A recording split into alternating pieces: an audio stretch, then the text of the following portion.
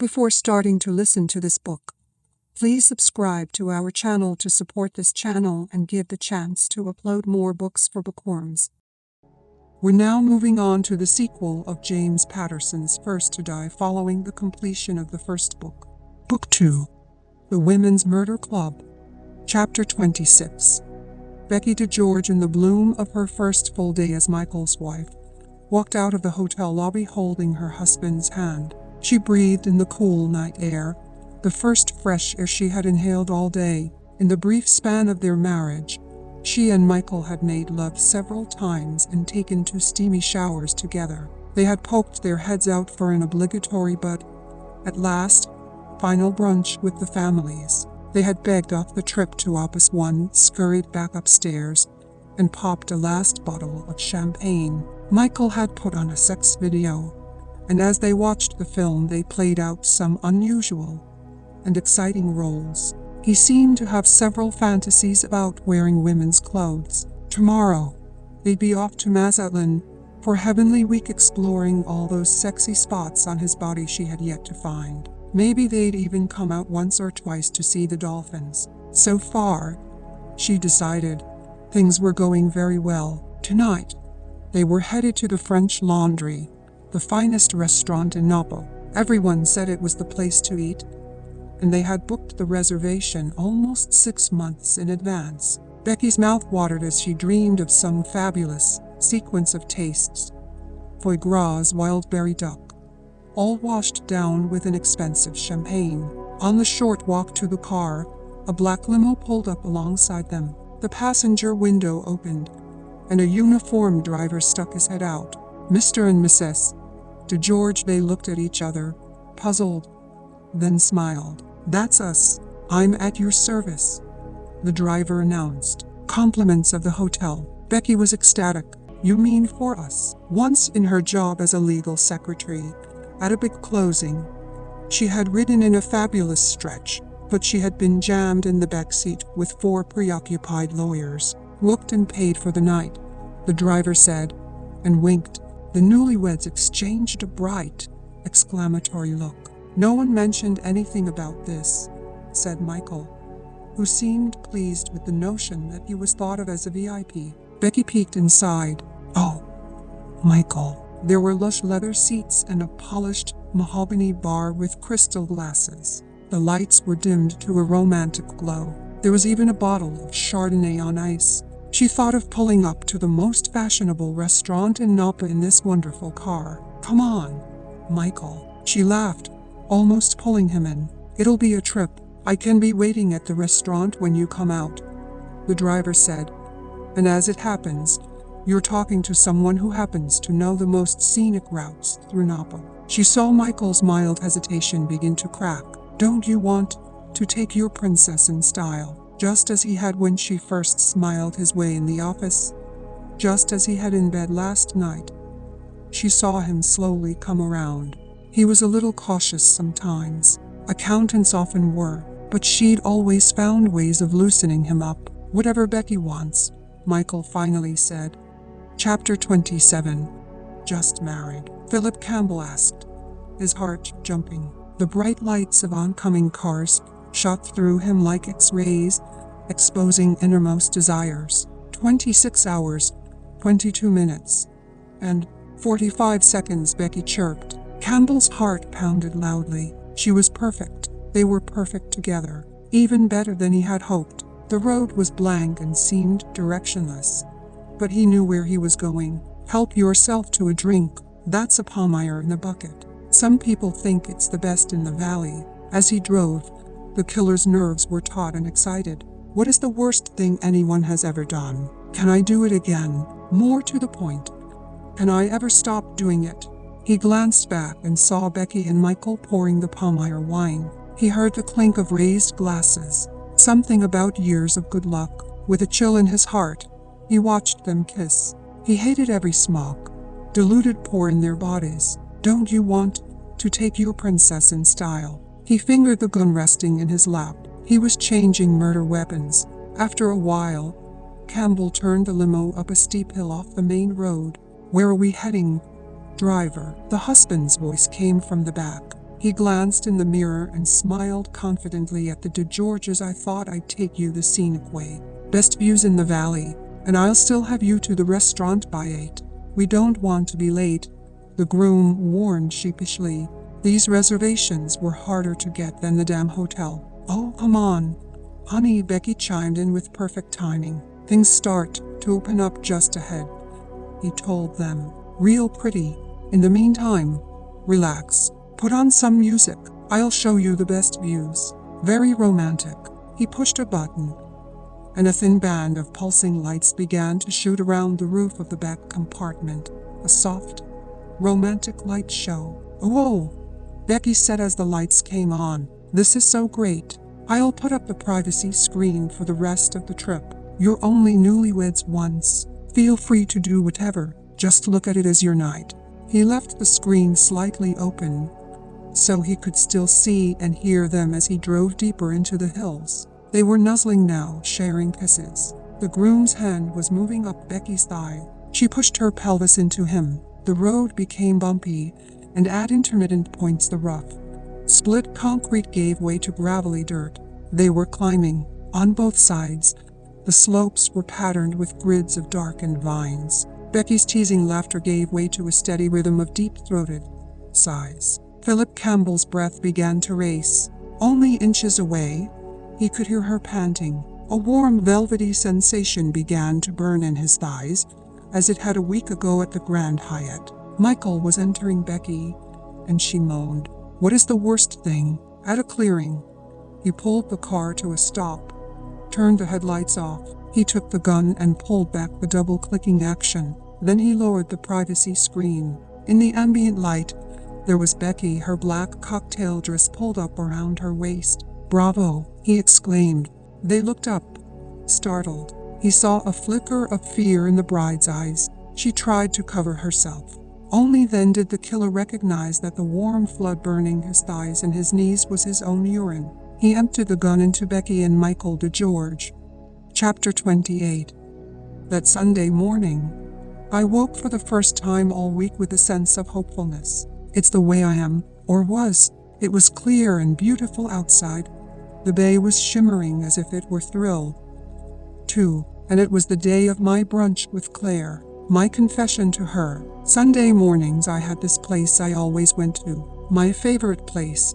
I had told Raleigh. First I drove downtown to the Marina Green in my tights and jogged in the shadow of the bridge. Mornings like this, I felt infused with everything that was beautiful about living in San Francisco. The brown coast of Marin, the noises of the bay, even Alcatraz standing guard.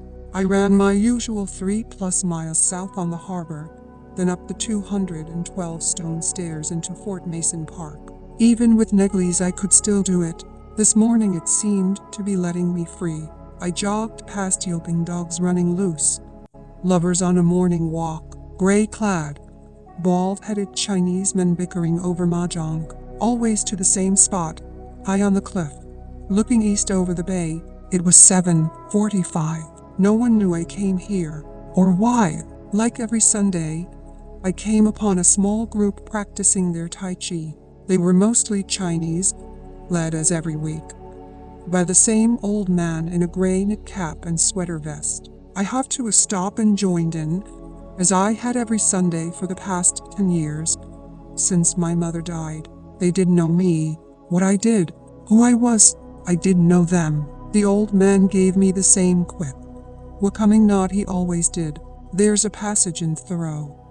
Time is but the stream I go a-fishing in. I drink at it, but while I drink I see the sandy bottom and detect how shallow it is. Its current slides away, but eternity remains. I would drink deeper, fish in the sky, whose bottom is pebbly with stars. I guess I've read that 100 times. It's the way I feel up here. Part of the stream, no Neglies, no crimes, no faces twisted in death, no bride and groom murders. I did my morning swan, my dragon, and I felt as light and free as I had before Oren Thaler first dropped the news on me. The leader nodded. No one asked me if I was well, or how the week was. I just welcomed the day, and knew that I was lucky to have it. My favorite place. I got home just before 11, a half-finished coffee and the Sunday Chronicle in my hands. I figured I'd poke through the Metro section, see if there was anything on the case from my new best friend Cindy Thomas. Shower, and be ready to meet Claire at 1. It was 11:25 when the phone rang. To my surprise, the voice on the line was Raleigh's. "You dressed?" he asked. "Sort of." "Why? I have plans." "Cancel them. I'm picking you up. We're going to Napa." Napa. There was no trace of anything light or playful in his voice. "What's up?" "I went into the office this morning just into the office morning just Warren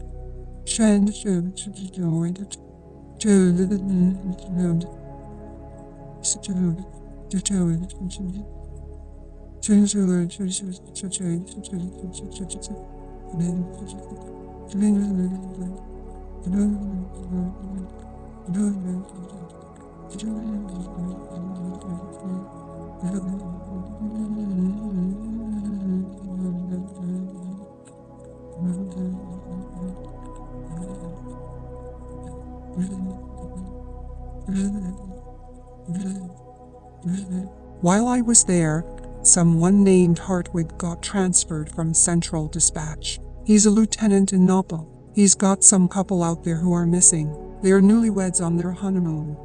Chapter 29. By the time I had called Claire to cancel, showered, put my wet hair under a turned-back giant's cap, and thrown on some clothes, Raleigh's white Explorer was beeping me from below. When I got downstairs, I couldn't help but notice him looking me over. "Wet hair, jeans, black leather jacket. You look nice, Boxer," he said. He smiled as he put the car in gear. He was casually dressed, in crumpled khakis and a faded blue polo shirt. He looked nice, too, but I wasn't going to say it. "This isn't a date, Raleigh," I told him. "You keep saying that," he said with a shrug, then stepped down on the gas. We pulled up to the Napa Highlands in an hour and 15 minutes later. The exact time, I noted. I was supposed to be pouring my heart out to Claire. The inn turned out to be one of those fancy, high-end spas lit I always dreamed about going to. It was tucked into the mountains on Stag's Leap Road, by the looks of it, with its main lodge built of stacked giant redwoods and arcing windows of tempered glass. The guests here were not exactly into self-denial. 2 green and white police units were parked along the rotary outside the hotel's entrance. In the lobby, we were directed to the manager's office, where a nervous, red-haired management type, who seemed just a few days out of the training program, was standing with a couple of local cops. "I'm Hartwig," said a tall, lanky man in street clothes. He was holding a paper cup from Starbucks. "Sorry to bust up your weekend."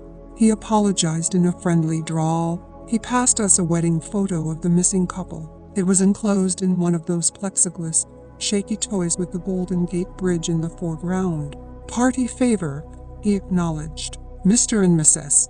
Michael DeGeorge from down your way."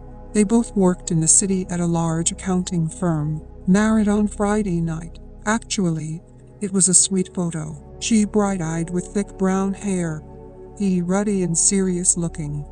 Wire-rimmed glasses. Oh God, not them. Not again. "So when were they last seen?" I asked. 7:15 last night. Hotel staff saw them come down on their way to dinner. "French Laundry," Hartwig said. "The concierge wrote them out, directions, but they never showed. They drove off to go to dinner and were never heard from again." Hartwig kept rubbing the side of his face. "The manager said they checked in the day before in the gold Lexus. Door staff confirms they drove it briefly that afternoon." "Yeah," I nodded, fast-forwarding him. "Car still in the lot?" I asked. "Any messages from the outside we should know about?" Hartwig went back to a desk and handed me a small stack of slips. I skipped through them. Mom, Dad, Julie and Sam, Vicky and Dawn, Eon Voyage.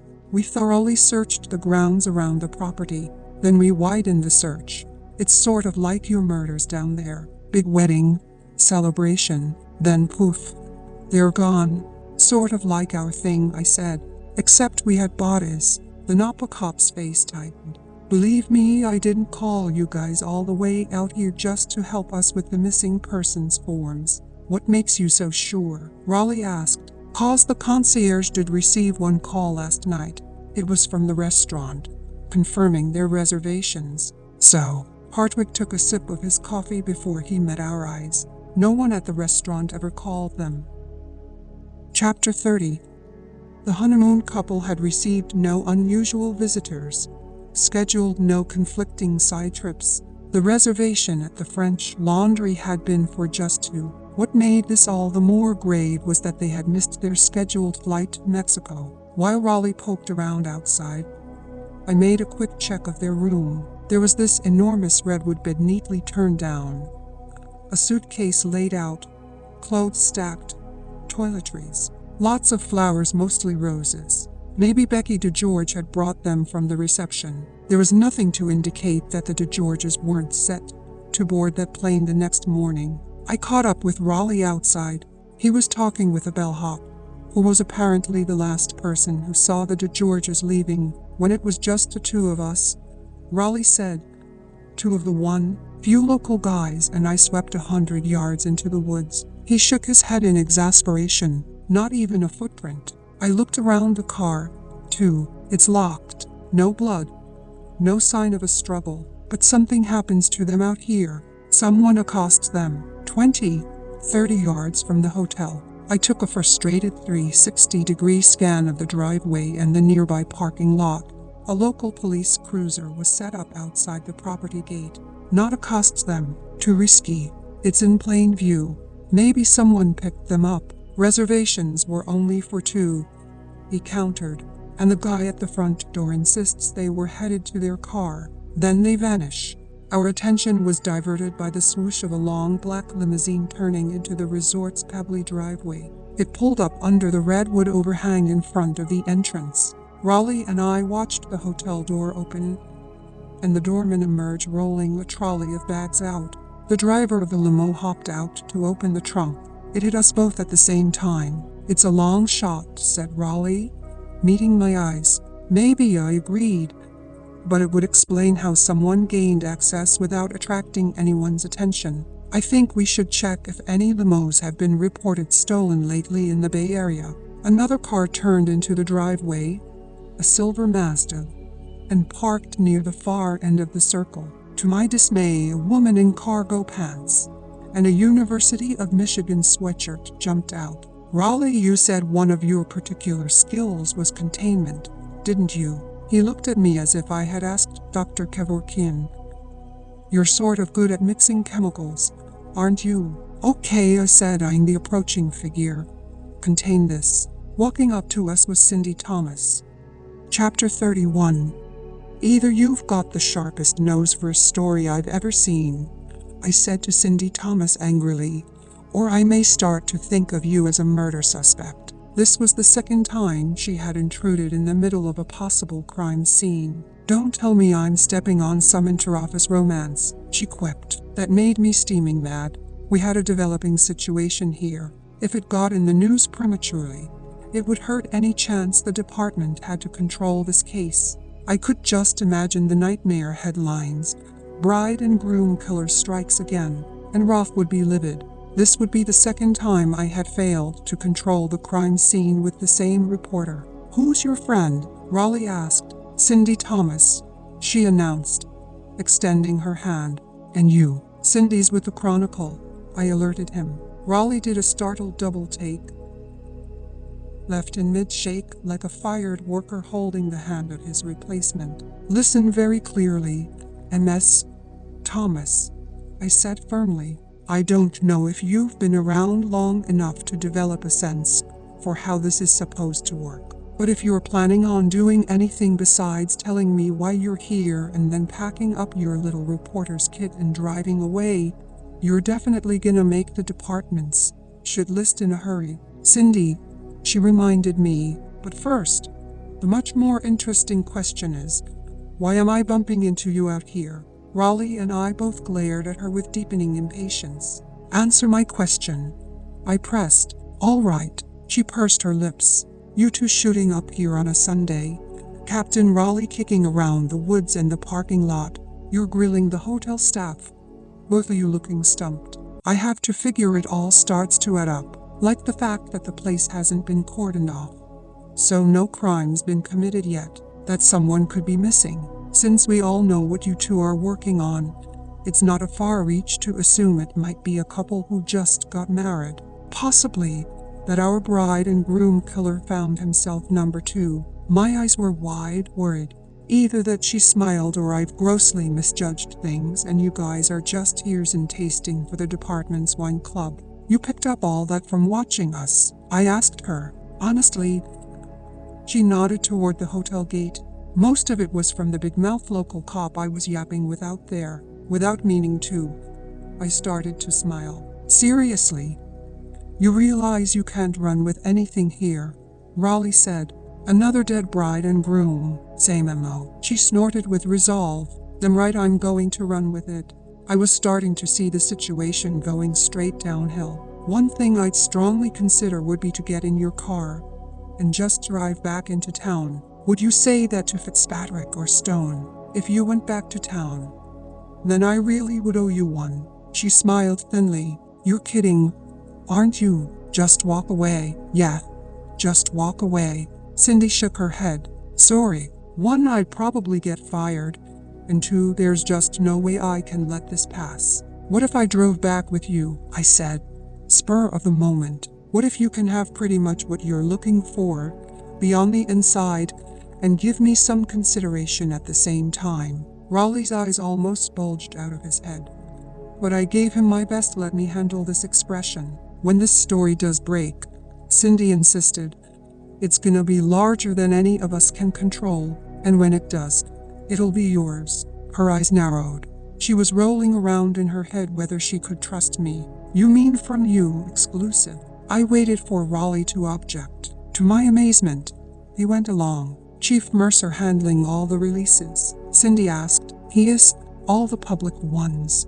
I looked at Raleigh with my nerves jumping around like Mexican jumping beans. If I couldn't trust him, then when we got back to town, I could be facing maximum rebuke. I would have Roth at my desk, or worse Mercer, but I already felt I could trust him. So I'm gonna catch a ride back to town with MS Thomas, I said, waiting for his response. Cindy, the reporter said with renewed determination. Raleigh began to nod in a gradual, acquiescent way.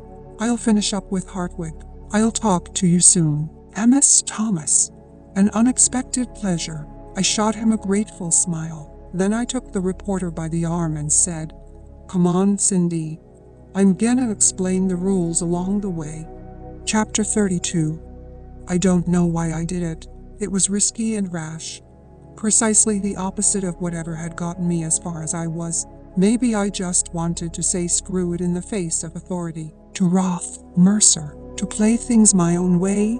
Maybe the case was widening, and I just wanted to keep the illusion that it was in my control. Or maybe all I wanted to do was let someone else in. Before we go anywhere, I said, grasping Cindy's wrist as she started up the car.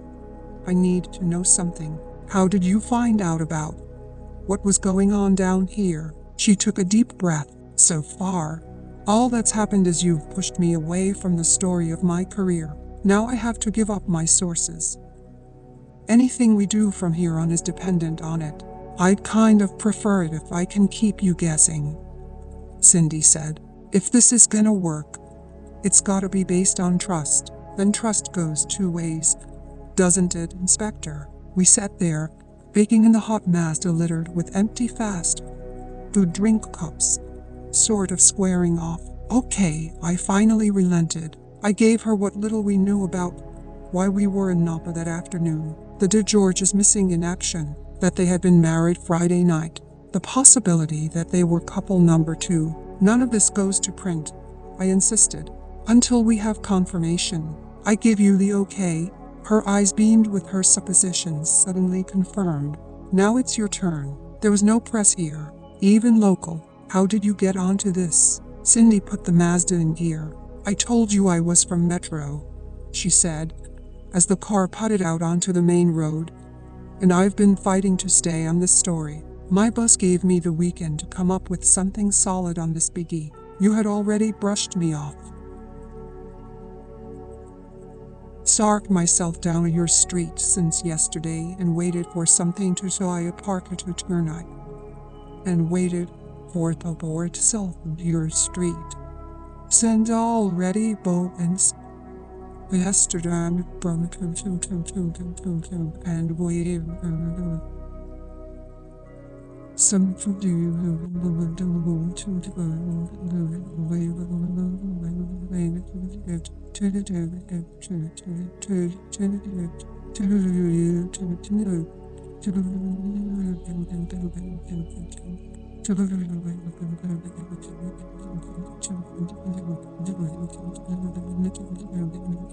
You followed me, pretty desperate, but effective. I scrolled back over the past 2 days, to the movies, to the marina this morning. She blushed slightly. I was about to call it quits when your partner came by. I just tagged along for the ride. I pressed myself back in my seat and started to laugh. Not so desperate, I muttered. Bad guys have been falling for it for years. I was both embarrassed and relieved. On the drive back to town, I fleshed out the rules of our agreement. I had done this before when a reporter got too close on a story and threatened an investigation. She couldn't go out with the story until we had confirmation. When we did, I'd make sure she had it first. I'd keep her ahead of the story, but just slightly ahead. There's a catch, I said firmly. What we have now is what you call a prioritized relationship. It goes past anything you already have with your boyfriend or someone at work, even your boss. Anything I give you is totally between us, and it stays with us until I give you the okay to run with it. Cindy nodded, but I wanted to make sure she understood. Your boss asks you where any of this comes from. You just shrug. Some big shot in the department, I don't care if it's Chief Mercer himself, parks his limo outside your door and calls you in about some leak. You say thanks for the ride.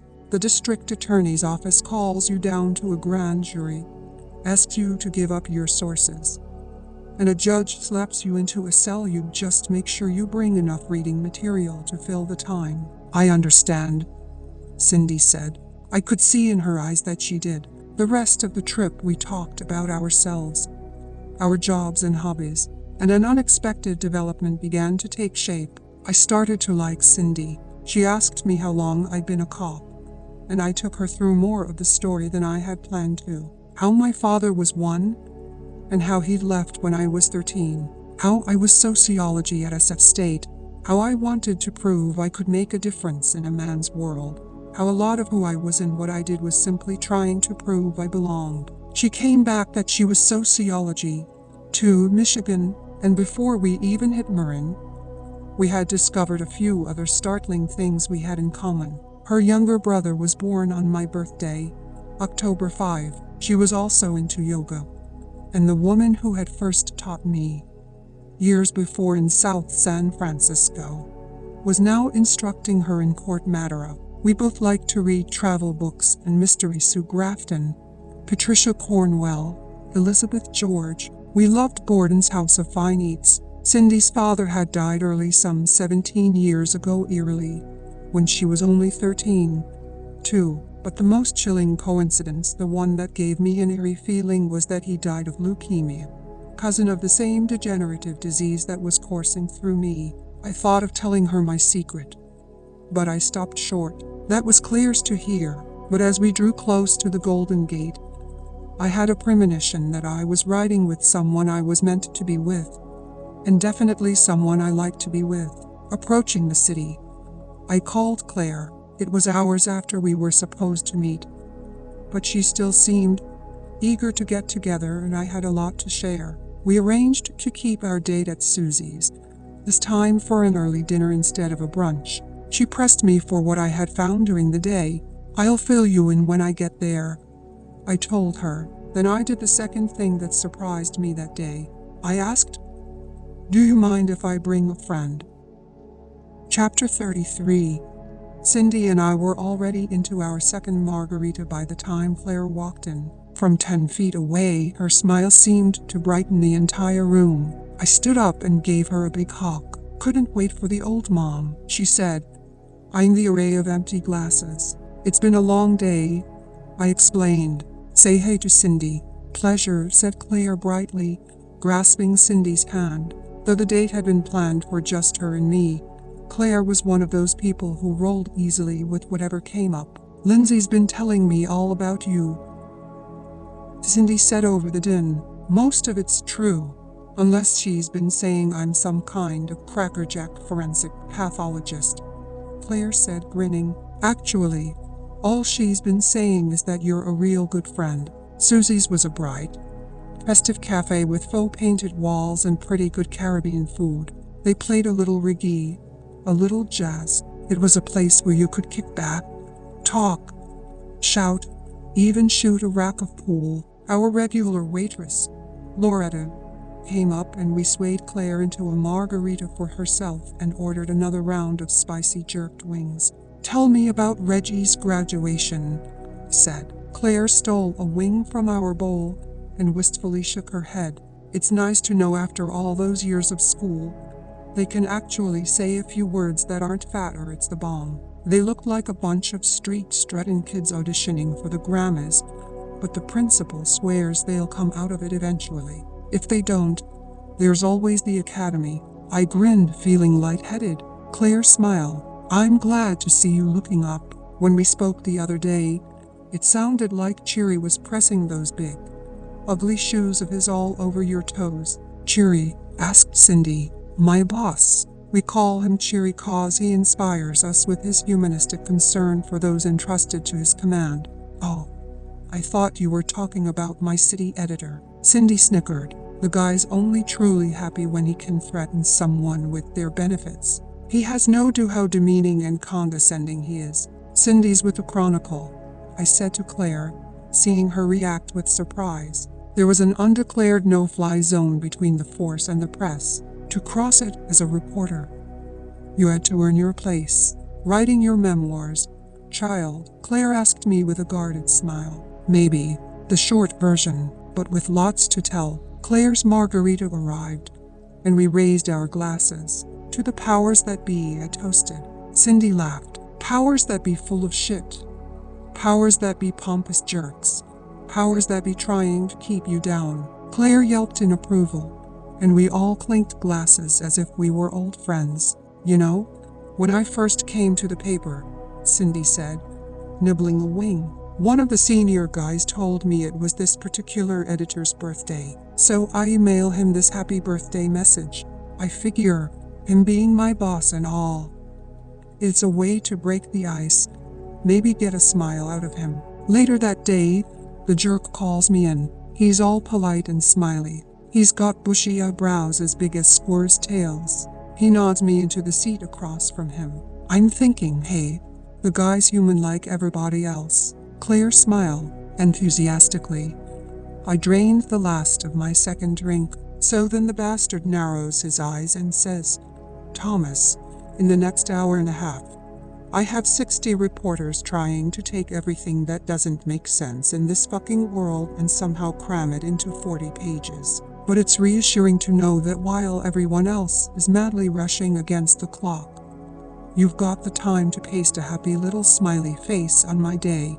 He ended up assigning me a week of picking a winner from a 5th grade Why I Want to Be an Editor for a Day contest. I laughed and coughed up a little of my drink. Goes under the heading of no good deed goes unpunished. What did you do? Cindy had a great smile. Email it was the boss's birthday to every guy in the department. Jerks were slumping out of his office with their faces white all day.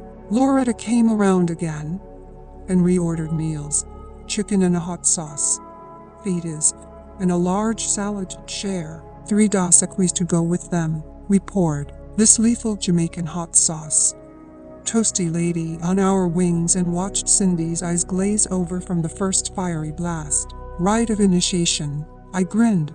Now you're one of the girls. It's either the hot sauce or a tattoo, Claire announced, straight-faced. Cindy scrunched up her eyes in an evaluating sort of way, then turned around and rolled up a sleeve of her t-shirt. She exposed two small G-clefs etched on the back of her shoulder. "The downside of a classical education," she said with a crooked smile. My eyes met Claire's and both of us hooted with approval. Then Claire yanked up her own shirt with a blush. Just below her ample brown waist, she revealed the outline of a tiny butterfly. "Lindsay dared me one day," she admitted. "After you broke up with that prosecutor from San Jose, we went down to Big Sur overnight, just the girls, to let off some steam. Ended up coming back with these. So where's yours?" Cindy turned to me and asked. "Can't show you." I shook my head. "Come on," she pressed. "Let's see it." With a sigh, I rolled onto my left buttock and patted my right. It's a 1-inch gecko, with this really cute little tail, when some suspects giving me a hard time. Mama me up, be against a wall, and I tell him I'll stick it in his face, so tight it's gonna look as large as Godzilla. A warm silence fell over us. For a moment, the faces of David and Melanie Brandt, even Negley's, seemed a million miles away. We were just having fun. I felt something happening, something that hadn't happened in a long time, that I desperately needed. I felt connected. Chapter 34. "So now that we're all friends," said Claire, after we had eaten. "How'd the two of you meet up anyway? Last I heard, you were going out to Napa to check on some missing newlyweds." Michael and Becky DeGeorge, who a moment ago had seemed so far away, came hurtling back with a crash. I had so much to tell her, but the day had changed so subtly from what I had planned. I almost felt deceitful, withholding, filling her in on what had taken place in Napa, yet leaving out the important development that was going on inside of me. Claire took it in, digesting it all with that sharp mind of hers. She had consulted on several serial homicide cases, both as a lead examiner and an expert witness. An idea was rolling through my head. In my weakened condition, I didn't relish the responsibility of running a media IAI. Intensive investigation into multiple homicides alone. What I came back with surprised even me. "How'd you like to lend me some help?" "Help?" Claire blinked with surprise. "How?" "This thing is about to explode, Claire," I said. "If there's a bride and groom killer out there, the attention will be national. We all have an interest in this case. Maybe we could meet like this, the three of us, off the record." Claire looked at me warily. "You're suggesting we do this on our own? We've got the top guns of the Mies office, homicide, even the press. I deep in Margaret is at this table." The more I thought it out, the more I knew it could work.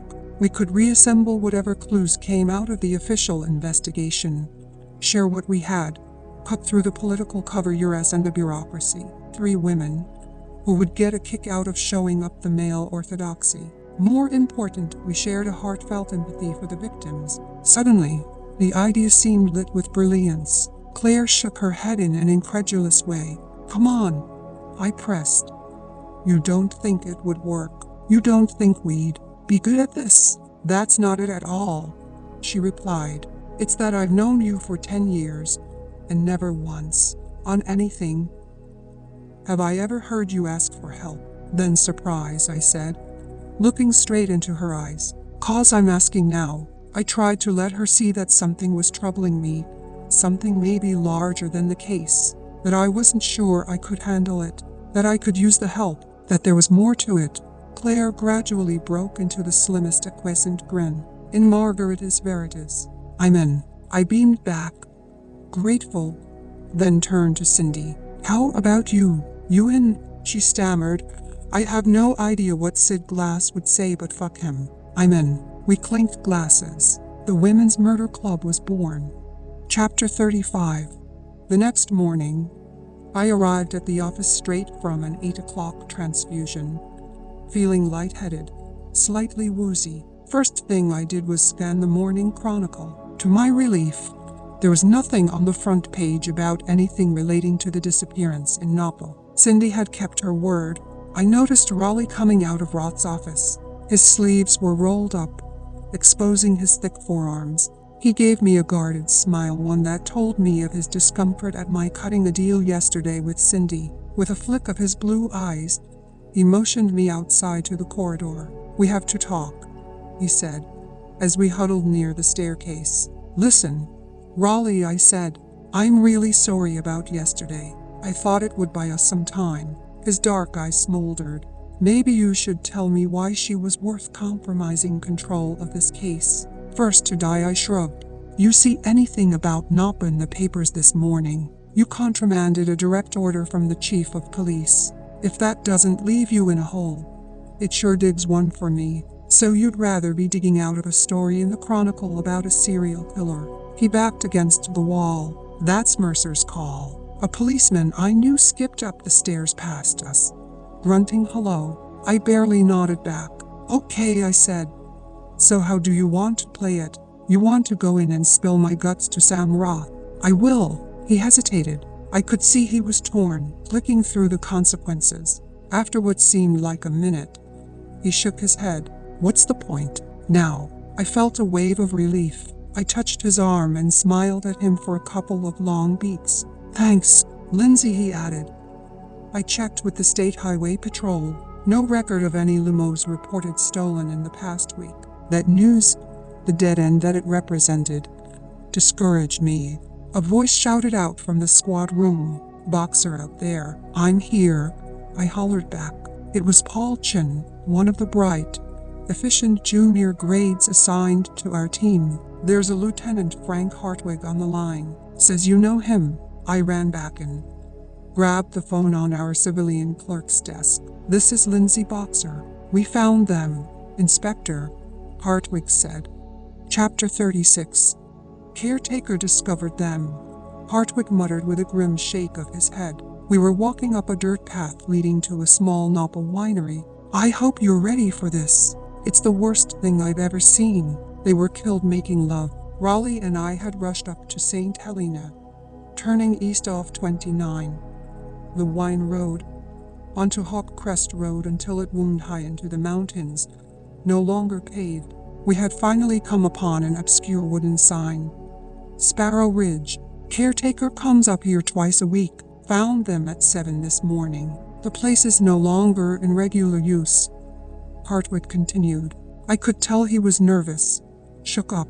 The winery was barely more than a large corrugated shed filled with shiny, state-of-the-art equipment, crushers, fermenting tanks, staggered rows of stacked, aging barrels. "You're probably used to this sort of homicide," Hartwig said as we walked in. The sharp, rancid smell hit our nostrils. My stomach rolled. "You never get used to homicide scenes." They were killed making love. Several members of the local SCU team were huddled over the open bay of a large, stainless grape presser. They were inspecting two splattered mounds. The mounds were the bodies of Michael and Becky DeGeorge. "Oh, shit," Lindsay Raleigh muttered. The husband, in a blazer and khakis, stared up at us. A dime-sized penetration cut the center of his forehead. His wife, whose black dress was pushed up to her neck, was on top of him. Wide-eyed fear was frozen on her face. Her bra was pulled down to her waist, and I could see blood-spattered breasts. Her panties were down to her knees. It was an ugly, nauseating sight. "You have an approximate time?" I asked Hartwig. He looked close to being sick. "From the degeneration of the wounds, the ME thinks they've been dead 24 to 36 hours. They were killed the same night they disappeared." "Jesus, they were just kids." I stared at the sad, blooded body of the wife, and my eyes fell to her hands. "Nothing there, no wedding band." "You said they were killed in the act?" I asked. "You're sure about that?" Hartwig nodded to the assistant medical examiner. He gently rolled Becky DeGeorge body off her husband's. Sticking out of Michael DeGeorge unfastened khakis was the perfectly preserved remainder of his final erection. A smoldering rage ripped through me. The DeGeorges were just kids. Both were in their 20s, like the Brants. Who would do such a terrible thing? "You can see over here how they were dragged," Hartwig said, pointing to smears of dried blood visible on the pitched concrete floor. The smears led to car tracks that were clearly delineated in the sparsely traveled soil. A couple of sheriff's men were marking off the tracks in yellow tape. Raleigh bent down and studied them. Wide wheelbase, but 14-inch tires. The tread is good, kept up. An SUV would have 16-inch wheels. I would guess some kind of large luxury sedan. I thought you were just a desk cop, I said to him. He grinned. I spent a summer in college working in the pit crew on the NASC air circuit. I can change a tire faster than a beer man at 3Com can change a 20. My guess would be a Caddy or a Lincoln Lima. His eyes were saying. My own mind was racing through something Claire had once said. Link the crimes. It was uncommon for a pattern killer to switch methods. Sexual killers liked closeness to their victims. Strangulation, bludgeoning, knives. They wanted to feel their victims struggle, expire. They liked to invade a victim's home. Shooting was detached, clinical. It provided no thrill. For a moment, I wondered if there were two murderers, copycat killers. It couldn't be. No one else knew about the rings. I went over to Becky DeGeorge as the doctor was sipping her into a body bath. I gazed down into her eyes. They were making love. Did he force them? Did he surprise them? A sexual psycho who changes his methods. A killer who leaves clues. What did he leave here? What were we missing? Chapter 37. Fresh air filled my lungs as soon as we stepped outside. Chris Raleigh Hartwig and I walked down the dirt road. The grid of the valley floor stretched out below us. Rows of fallow grapes hugged each side. We were silent, shell-shocked. A scary idea shot through me. We were 1,000 feet up, totally isolated. Something didn't sit right. Why here? Hartwig. How about? It's remote and no one ever comes up here. What I meant, I said, is why here? This particular spot. Who knows about this place? There's isolated property all up and down these slopes. The consortiums have eaten up the valley floor. These properties take more work than capital. Labors of love. Check the listings. Dozens of them dry up every season. Anyone around here knows places like this. The first killings were in the city, yet he knew exactly where to come. Who owns this plot? Hartwig shook his head. Dunno. I'd find out. And I would also make another pass through their room. Someone had them targeted, knew all their plans. Travel brochures, business cards. See if there's anything from any limousine services. From below, I heard the sound of a large vehicle climbing up the dirt road. I caught sight of a white San Francisco medical examiner's Bronco pulling to a stop. Claire Washburn was behind the wheel. I had asked her to come in the hope of matching evidence from both crime scenes. I opened her door and said gratefully, "Thanks for coming, sweetie." Claire solemnly shook her head. I only wish they had turned up differently. It's a call I never like to receive. She pulled her heavy frame out of the car with surprising ease. I have a meeting later back in town, but I thought I'd look over the crime scene. Introduce myself to the presiding on site. I introduced Claire to Frank Hartwig. Your Mies built tall, isn't he? She asked with authority. He blinked warily, clearly nervous. First, he had Raleigh and me here as consults, but he had asked us in. Now the San Francisco ME pulls up. Relax, I already patched through to his cell phone, Claire said. He's expecting me. She spotted the medical team standing over the yellow bags. Why don't I go take a look? Trying to hold on to some sense of order, Hartwig followed close behind. Raleigh came and stood next to me. He looked tired. You okay? I asked. He shook his head. He kept his eyes fixed on the shed where the bodies had been dumped. I remembered how he had steadied me at the moor. Been a while since you took in a really bad one. That's not it, he said, with the same unsettled look. I want you to know that wherever this leads, it's not about interfacing with City Hall or containment, Lindsay. I want this guy. I was already there in my head. This wasn't about the big collar, or my shot at Lieutenant, or even fighting Negley's. We stood there side by side for a while. Not that either of us. He finally said, breaking the silence. is in much of a position to be the last line of defense for the institution of marriage. Chapter 38.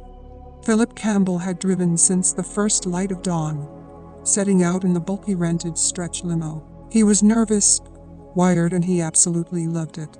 He chewed up the miles in a steady, purposeful daze, crossing the Bay Bridge and continuing east on 80. He finally broke free of the morning traffic near Vallejo and maintained a vigilant 60 on the speedometer as he headed east. He didn't want to be stopped. The papers called him a monster, psychotic, sociopathic. Expert witnesses on TV analyzed his motives, his past, his possible future murders. They know nothing. They are all wrong. They'll find what I want them to find. They only see what I want them to see.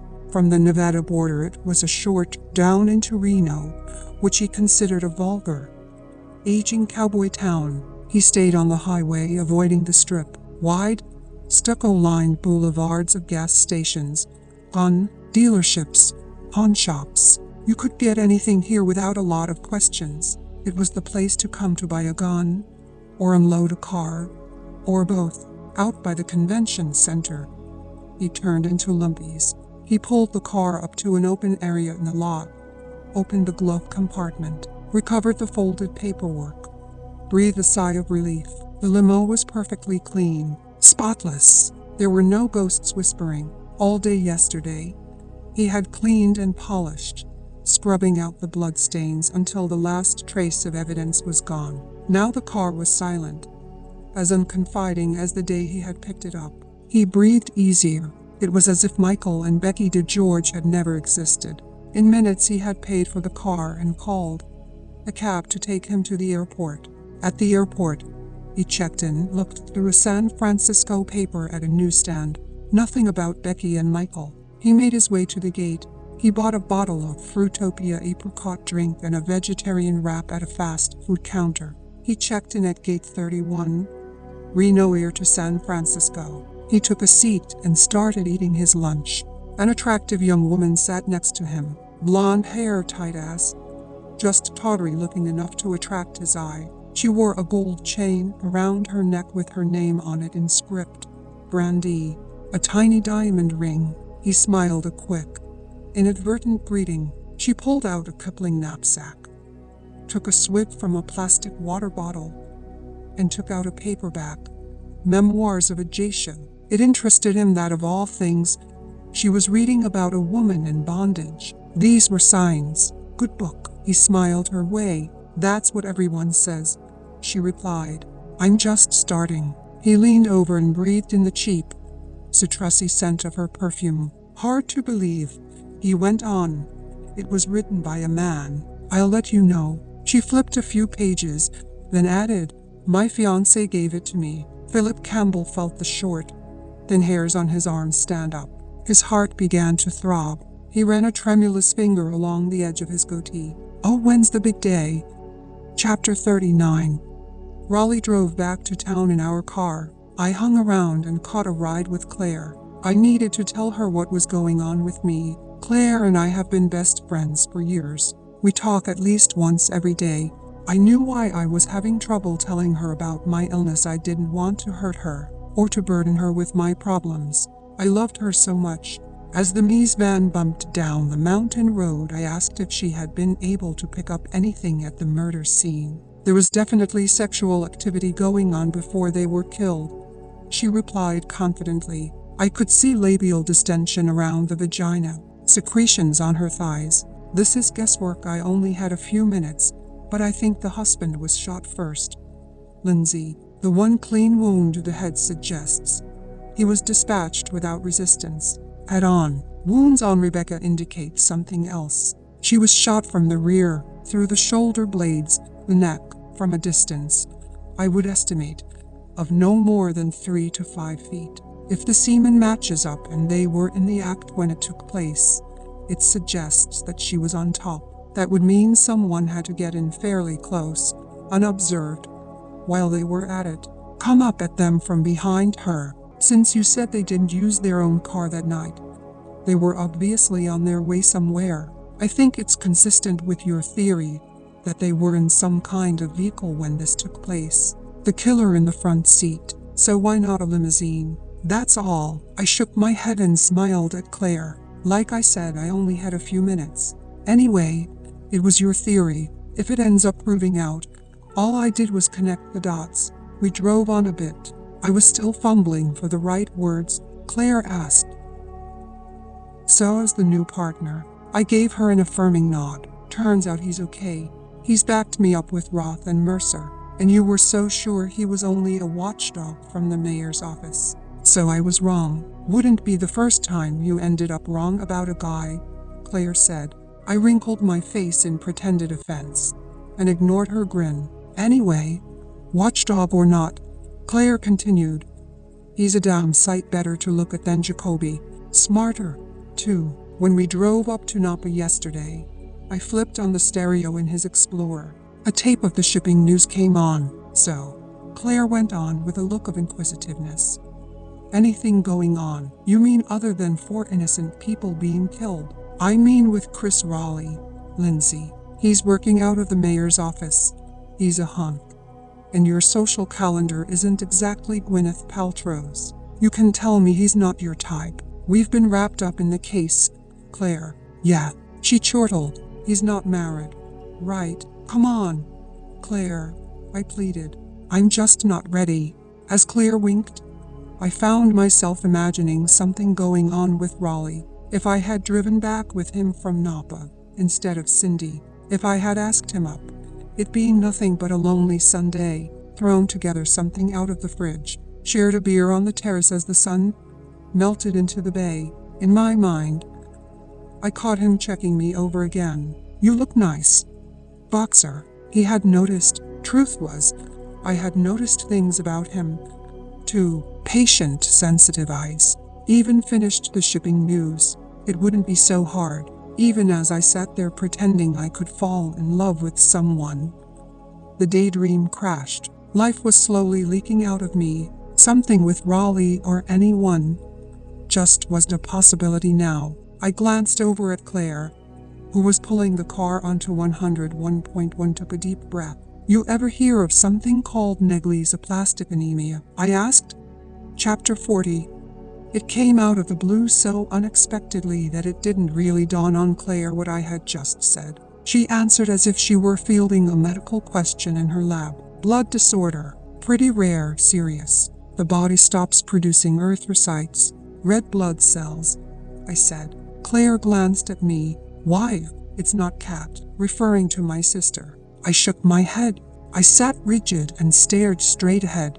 My eyes were glassy. It was probably the long pause that caused it to slowly sink in. Claire whispered, "Not you." An awful stillness took hold in the car. "Oh, Lindsay." Claire's jaw dropped. She pulled the Bronco onto the shoulder of the road and immediately reached out and hugged me. "What has your doctor told you?" "That it's serious. That it can be fatal." I saw the gravity of that wash over her face. The hurt, the pain. Claire was a doctor, a pathologist. She had taken in what was at stake before I even met her eyes. One told her that I was already undergoing packed red cell transfusions twice a week. "That's why you wanted to get together the other day," she declared. "Oh, Lindsay, why couldn't you just tell me?" None of my past reasoning seemed clear now. I wanted to so much. I was afraid, maybe even more to admit it to myself. Then I allowed myself to get wrapped up in the case. "Does anyone know? Jacoby? Roth?" I shook my head. "Raleigh?" I took a breath. "Still think I'm ready for Mr. Right." "You poor baby," Claire said softly. "Oh, Lindsay, Lindsay, Lindsay." Her body was shaking. I could feel it. I had hurt her. Suddenly, I let it all go, fear and shame and uncertainty rushing through me. I held on to Claire, and I realized she was all that kept me from hurtling out of control. I started to cry, and then we both did. It felt good, though. I wasn't alone anymore. "I'm here for you, sweetheart," Claire whispered. "I love you, girl." Chapter 41. The murder in Napa changed everything. There were blistering attacks on the way the SFBD was trying to solve the case. We took heat from everywhere. Sensational headlines announced the handiwork of a sadistic Deranged, completely new kind of killer. Out-of-town news crews buzzed around the hall. Tragic wedding pictures and wrenching family scenes were the lead on every TV newscast. The task force that I was heading was meeting twice a day. 2 other inspectors from SCU and a forensic psychologist were added on. We had to provide our files for the FBI. The investigation was no longer confined to some embittered figure lurking in David or Melanie Brandt's past. It had grown larger, deeper, more tragic and foreboding. Canvassing area wine shops, Jacoby's team had unearthed a few names, nothing more. The bloody jacket was leading us nowhere. 2. The problem was, the textile was from 4 or 5 years ago. Of the 15 Bay Area stores, not one maintained records of manufacturers' styles, so it was virtually impossible to trace. We had to go over their records invoice by invoice. Mercer tripled our investigators. The killer was choosing his victims with careful precision. Both murders had taken place within a day of the victims' marriages. Both reflected specific knowledge of the victims, their lodgings, their itineraries. Both couples still had most of their valuables, watches, wallets, jewelry. The only things missing were the wedding rings. He had dumped the DeGeorges in a seemingly isolated place, but one where they were sure to be found. He had left other blockbuster clues for us to follow up. It didn't make sense. The killer knows exactly what he's doing. Lindsay, he knows what you're doing. Link the crimes. I had to find the common denominator. How he knew his victims, how he knew so much about them. Raleigh and I divided up the possibilities. He took whoever had booked the Brandts and the DeGeorges itineraries, travel agencies, limo services, hotels. I took planners. Ultimately, we would find some link between the crimes if we don't make progress soon. Raleigh grumbled. There'll be a lot of priests and rabbis in this town with a shitload of dead time. What's this maniac after? I didn't say, but I thought I knew. He was after happiness, dreams, expectations. He was trying to destroy the one thing that kept all of us going: hope. Chapter 42. That night, Claire Washburn took a cup of tea into her bedroom, quietly closed the door, and started to cry again. "God damn it, Lindsay," she muttered. "You could have trusted me." She needed to be alone. All evening long, she had been moody and distracted, and it wasn't like her. On Mondays, a night off for the symphony, Edmund always cooked. It was one of their rituals, a family night. Dad in the kitchen, boys cleaning. Tonight he had cooked their favorite meal, chicken and capers and vinegar, but nothing had gone right, and it was her fault. One thought was pounding in her. She was a doctor who dealt only in death. Never once had she saved a life. She was a doctor who did not heal. She went into her closet, put on flannel pajamas, went into the bathroom, and carefully cleansed her smooth brown face. She looked at herself. She was not beautiful, at least not in the way society taught us to admire. She was large and soft and round, her shapeless waist merging with her hips. Even her hands, her well-trained, efficient hands that controlled delicate instruments, all day were pudgy and full. The only thing light about her husband always said, was when she was on the dance floor. Yet in her own eyes she had always felt blessed and radiant, because she had made it up from a tough, mostly black neighborhood in San Francisco to become a doctor. Because she was loved, because she was taught to give love, because she had everything in her life that she ever wanted. It didn't seem fair. Lindsay was the one who attacked life, and now it was seeping out of her. She couldn't even think of it in a professional way, as a doctor viewing the inevitability of disease with a clinical detachment. It pained her as a friend, the doctor who could not heal. After he and the boys had finished the dishes, Edmund came in. He sat on the bed beside her. "You're sick, kitty cat," he said, a hand kneading her shoulder. "Whenever you curl up before 9 o'clock, I know you're getting sick." She shook her head. "I'm not sick, Edmund." "Then what is it?" "This grotesque case." Claire raised a hand. "It's Lindsay. I rode back from Napa with her yesterday. She told me the most awful news. She's very sick. She's got a rare blood disorder, a form of anemia. It's called Negli's-aplastic. It's severe. This Negli's anemia. Claire nodded, her eyes dim. Damn severe. Oh God, Edmund murmured. Poor Lindsay. He took her hand, and they sat there for a moment in stunned silence. Claire finally spoke. I'm a doctor. I see death every day. I know the causes and symptoms, the science inside out, but I can't heal. You heal us all the time, Edmund said. You heal me every day of my life, but there are times when even all your love and even your amazing intelligence can change things. She nestled her body in his strong arms and smiled. You're pretty smart for a guy who plays the drums. So what the hell can we do? Just this, he said, wrapping his arms around her. He held Claire tight for a long time, and she knew he thought she was the most beautiful woman in the whole world. That helped. Chapter 43. The following afternoon, I got my first glimpse of the killer's face. Chris Raleigh was talking to the people who had handled the victims' travel arrangements. I was checking into who had planned their weddings. 2 different companies. For the DeGeorge's white lace. For the Brants, a fancy consultant. Miriam Campbell. That wasn't the link. I was at my desk when the duty clerk put through a call. It was Claire. She had just returned from examining the bodies of the victims with the county coroner in Napa. She sounded excited. Get over here, she said. Hurry, you found a link. Becky DeGeorge was sexually disturbed. Lindsay, we're dealing with one sick dude.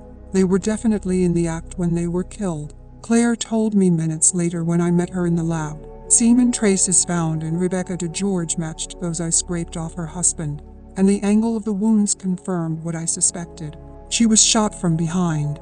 Rebecca's blood was all over her husband's clothes. She was straddling him, but that's not why I asked you here. She fixed her large, white eyes on me, and I could tell it was something important. I thought it best to keep this quiet, she said.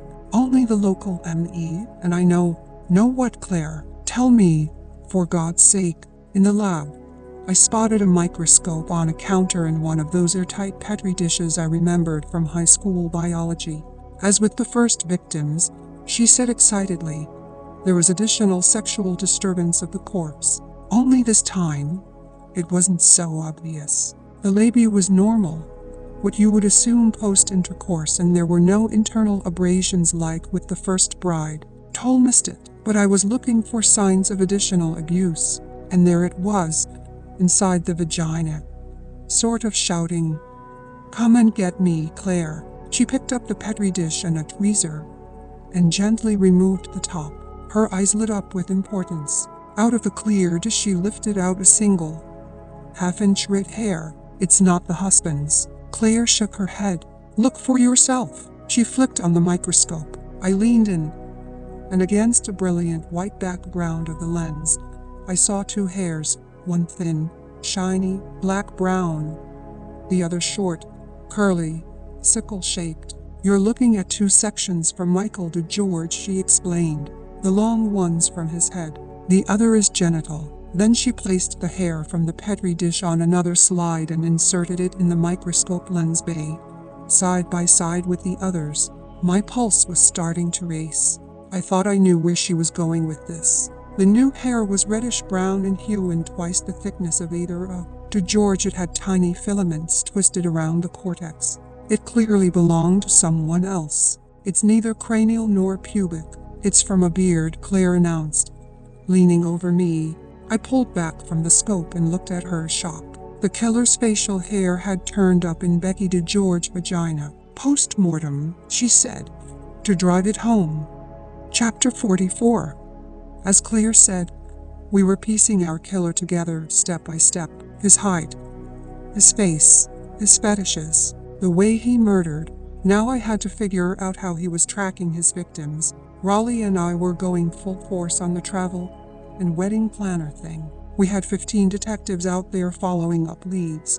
Now that we had a facial characteristic, we went back to the guests, combing them for a guy in a beard who might have been seen trolling around. I felt confident that some aspect of this widening search would yield results. One of the guests would have noticed someone. We would discover a travel agent in common, A leak somewhere, or one of Jacoby's searches, would come up with a match. The following morning, Hartwig called in Sparrow Ridge Vineyards. It's owned by a group here known as the Black Hawk Partners. A local guy, Ed Lester, an attorney. Together real estate partnerships. You know where he was over the weekend? Yeah, I checked. Portland. He ran in a marathon there. I caught up with him when he got back to the office. He was definitely in Portland. I still felt certain that whoever had dumped the bodies there hadn't stumbled on the remote vineyard by accident. It meant something to the killer. He owns this place outright. Black Hawk puts together deals. They bring in outside money from well-heeled guys down your way, people who want to break into the wine game. Lester acts as the managing partner. So who's he partnered with on this one? I don't know. Investors. I sucked in my breath, trying to remain patient. Which investors? Generally investors who want to remain private. Listen, Inspector, I know where you're heading, but this guy only deals with pretty established people. Believe me, anyone could have found that dump site. Real estate agents, someone who checked it out, anyone local. I have to deal with these people long after you're gone. I cradled the phone in my neck and spun around in my seat toward the window. This is a multiple murder investigation, Lieutenant. The worst I've ever seen. The dump site is 3 miles up a deserted dirt road. Anyone riding around in the dark with 2 bodies could have safely dumped them any time before. Whoever did this had to know the vineyard was there, and I don't think it's a local. I don't think he would draw attention so close to where he lives. Come back to me when you know who Lester's partners are. I hung up on Hartwig. Some of my optimism began to unravel. Raleigh turned up nothing on the travel agents. The Brants had booked through Travel Ventures, a society agent that catered to a high-end crowd. The DeGeorges had used Journatime. Out of Los Altos, we had people scour through the personnel records of both firms. There was no connection between the two. No cooperative arrangements. Not a single travel agent who had worked for both of them. It was possible someone had tapped into their systems, said the manager of Journatime, but finding such a person was next to impossible. My end was equally disappointing. I had the files from both wedding planners, engravers, bands, photographers, caterers, florists. Nothing matched up. The Brants and the DeGeorges had lived in 2 separate worlds. However the killer was identifying the victims, I hadn't found a clue. Chapter 45. I called Claire and Cindy together for a second meeting of the girls. This time, the mood was decidedly different. There was no laughter or high fives, no festive margaritas. 2 more people were dead. We had no suspects, only a widening case, clues that were rapidly leading nowhere. Intense pressure coming down on all of us. Claire was first to arrive. She hugged me and asked how I was feeling. I don't know, I admitted. I had gone through 3 treatments. Sometimes I felt strong. At other times, especially in the afternoon, I felt like a ghost of myself. Matt said he'd review my red cell count next week. Cindy arrived next. She was wearing a halter top under a man's plaid shirt, a pair of embroidered jeans. She was very pretty and city cool. I hadn't spoken to her since Monday, when I had let her run with the story of the second killings. Even holding her story back for a day, she had still scooped the city. I guess I'm buying, she announced. She tossed us a new business card with the bright red logo of the Chronicle on it. I read the card. Cindy Thomas, reporter, Metro Crime Desk. We toasted her with warm congratulations. Then we roasted her a little, just to keep her ego in check. What else were friends for? I told them that the travel agents and wedding planners had led nowhere. A couple of things really bother me, I said. The gun. Sexual killers don't usually change methods. The methods are part of the sexual thrill. It's a strange combination, agreed Claire. He's so in control when he plans his strikes. He seems to know everything, where they are married, room numbers, what their honeymoon itinerary is, how to get away. Yet when he kills, he's close to rage. It's not enough to merely kill them. He has to defile. I nodded. That's the key. He's striking at weddings. Something about them is intolerable to him. But I think his obsessions with the brides, both of the grooms were dispatched quickly. It's as if they didn't even matter to him. But the brides, that's his real fascination. So where would this guy go? I asked aloud.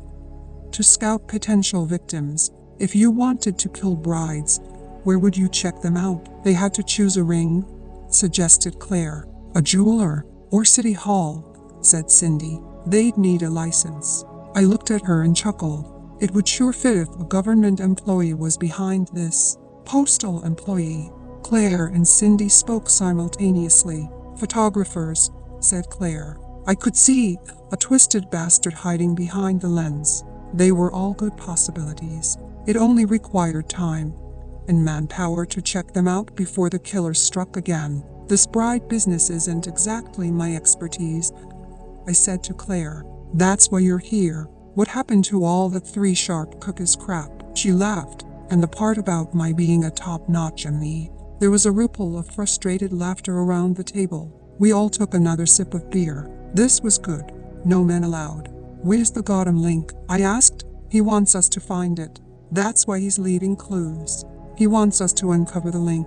Everyone was silent, lost in thought. I can feel it, I went on. In the ceremony, the celebration, he finds something that drives him into psychopathic rage. Something he needs to stamp out. Hope, innocence. The husbands he kills right away. But the brides, how does he fit the brides? If he's living in this twisted dream world, said Cindy, thinking aloud, he would go to where the fantasy was the strongest, the most vivid. He might want to build up his anger by observing them in an unsuspecting state. Then Claire looked at us with a spark in her eye.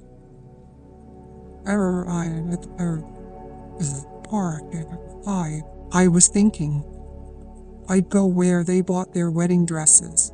That's where I would pick the victims out. Chapter 46.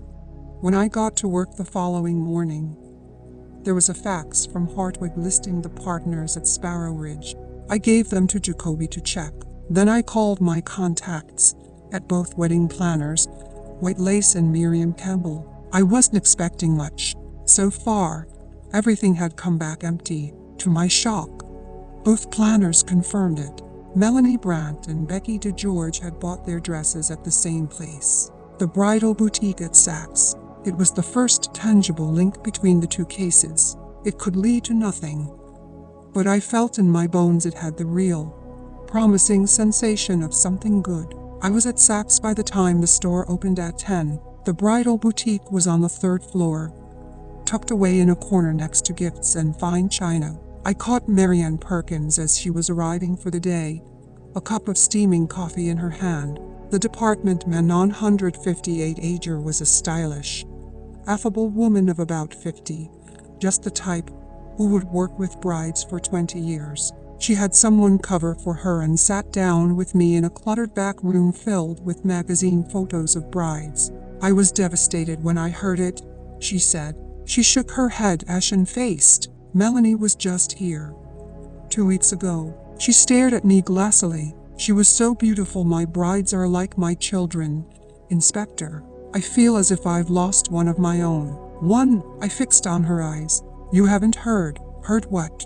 I told Marianne Perkins about Becky DeGeorge. Shock and horror swept over her face. Her green eyes bulged, welled with a rush of tears. She stared through me as if she were looking into the wall. Oh, my God. She took in a heart-jolting breath. My husband and I were at our cabin in Modesto for a few days. She was just in, oh, my God, what's going on here, Inspector? An immediate flood of questions tumbled out. Who would know about their customers? Other salespeople? Managers? The killer had been pegged as a male. Did any men work in the department? Each of these questions elicited a disbelieving negative response from Marianne Perkins. The staff had all been together for a minimum of 8 years. No males, just like our murder club. She leaned back in her chair, scrolling her memory for any details that she could muster. We were admiring her. Becky, she was stunning. It was as if she had never thought of herself in quite that way But seeing herself in her dress, it suddenly became clear. Her mother had given her this brooch, pearls, diamonds, and I ran back to the office for flowers. That's when I noticed someone standing over there. She pointed. He was staring in Becky's direction. I remember thinking, see, even he thinks you're beautiful. I remember now. Frantically, I took down a description. Late 40s, maybe younger. I didn't get a really good look, the bridal manager said. He had a beard. I was sure it was him. It confirmed that Claire was right. Sachs had to be where he found his victims, where he tracked them. I pressed her hard. How would anyone find out details about someone's wedding? Dates, locations, where they would honeymoon. We keep that information, Marion Perkins said. When the girls choose a gown, some of it we need to know to help us. Like dates, deadlines, and it just helps us get a feel for the bride. Most of them register with us as well. A feel for the bride. Who has access to this information? She shook her head. Just us. My assistants. It's a small department. Sometimes we share it with fine china and gifts. I felt I was finally close. My heart was slamming inside my chest. I need to see a copy of anything you have on Melanie Brandt and Becky DeGeorge and every customer you're currently working with. He was spotting his potential victims here, wasn't he? There was a good chance he would come back. Someone on the store's list could be next in line. I saw a mess. Perkins's jaw dropped. She appeared to be focusing on a horrible sight. There's something else you'll want to know. What? About a month ago, after inventory, we noticed that our folder on the brides was missing. Chapter 47. As soon as I got back to the hall, I did two things. I called Claire and Cindy and told them what I'd found out at Sachs. Then I went to find Chris Raleigh. I shared everything with Chris, and we decided to put a woman detective from the sex crimes unit inside the department store. I sent a sketch artist over to see Marion Perkins at Sachs. Then Chris shared something important with me. Roth and Mercer had handed over our case files to the FBI. I felt a knifing pain deep in my chest. I rushed into the bathroom, closed the door behind me, pressed my back against the cold, chipped tile. Got him, son of a bitch. Controlling men. Got him, Roth and Mercer. I stared at my face in the mirror. My cheeks were flushed. My skin was burning. The FBI. This was my case and Claire's and Cindy's and Raleigh's. It meant more to me than any other I'd ever worked on. Suddenly, my legs felt wobbly. Neville's. The doctor had said I'd be feeling fits of nausea or lightheadedness. I had my 4th transfusion scheduled at Moffitt, the hematology unit, at 5:30. An overwhelming emptiness tugged at me, alternating between anger and fear. I was just starting to crack this thing. I didn't need outsiders in dark suits and tie pins buzzing around with a clumsy, ham-handed alternative investigation. I blinked into the mirror. My cheeks, which had been burning with anger, now looked pallid and lifeless. My eyes were watery and gray. My whole body seemed drained of color. I stared at myself until a familiar voice came alive inside me. Come on, get yourself together. You and you always win. I splashed cold water on my face. The flashing sweat on my neck began to subside. You're allowed one of these? I exhaled with a thin smile. Just don't do it again. Gradually, a familiar glimmer came to life in my eyes and normal color seeped back into my cheeks. It was 4:20. I had to be at Moffitt by 5. I'd start on the names from Sachs tomorrow. After applying a few dabs of makeup, I made my way back to my desk. To my chagrin, Raleigh wandered up. Now you can manage their fallout, I snapped unnecessarily, referring to the FBI. I didn't know, he said. As soon as I did, I told you. Yeah, I nodded. I know. Raleigh got up, came around and sat on the edge of my desk, facing me. Something's wrong, isn't it? Tell me, please. How did he know? Maybe he was a much better detective than I gave him credit for. For a moment, I wanted to tell him. God, I wanted it to come out. Then Raleigh did something totally unexpected. He flashed one of those trusting smiles that I couldn't help but give myself over to. He pulled me out of my chair and gave me a hug. I was so surprised I didn't even resist. I was quivering jelly in his arms. It wasn't quite sexual, but no burst of passion had ever rippled through me more powerfully. Raleigh held me until the anxiety had slowly melted away.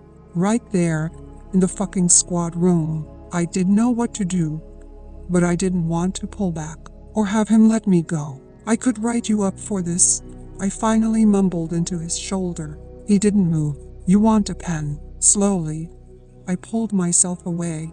Every nerve in my body felt as if it had retreated from a tense state of alert. Thanks, I muttered with appreciation. You didn't seem yourself, he said gently. Shift's almost done. Want to talk about it over coffee? Just coffee, Lindsay. Not a date. I looked at my watch and suddenly saw that it was almost 5 o'clock. I had to be at Moffat. I gave him a look that I hoped reflected "Ask me again," but said, I can't, gotta go. Chapter 48. The pretty, smiling reservations clerk politely nodded for the next person in line. Welcome to the Lakefront Hilton, sir. Philip Campbell stepped up to the counter. He noticed her name, Kaylin. Bright-eyed, bushy-bushed Kaylin. He smiled back, flirted subtly. He handed her a confirmation slip. First time with us, Mr. Campbell, the desk clerk asked in a high-pitched chirp. He smiled. Let her know that it was, as she punched in his reservation. He followed her movements, thoughtfully stroking the rough hairs of his beard. He wanted her to notice, to remember his face.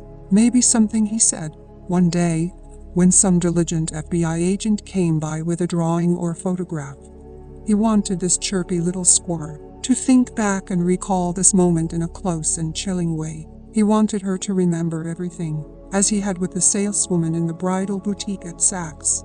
Here for a visit to the museum, Mr. Campbell, Kaylin asked, as she typed. For the Voskuhl wedding, he volunteered.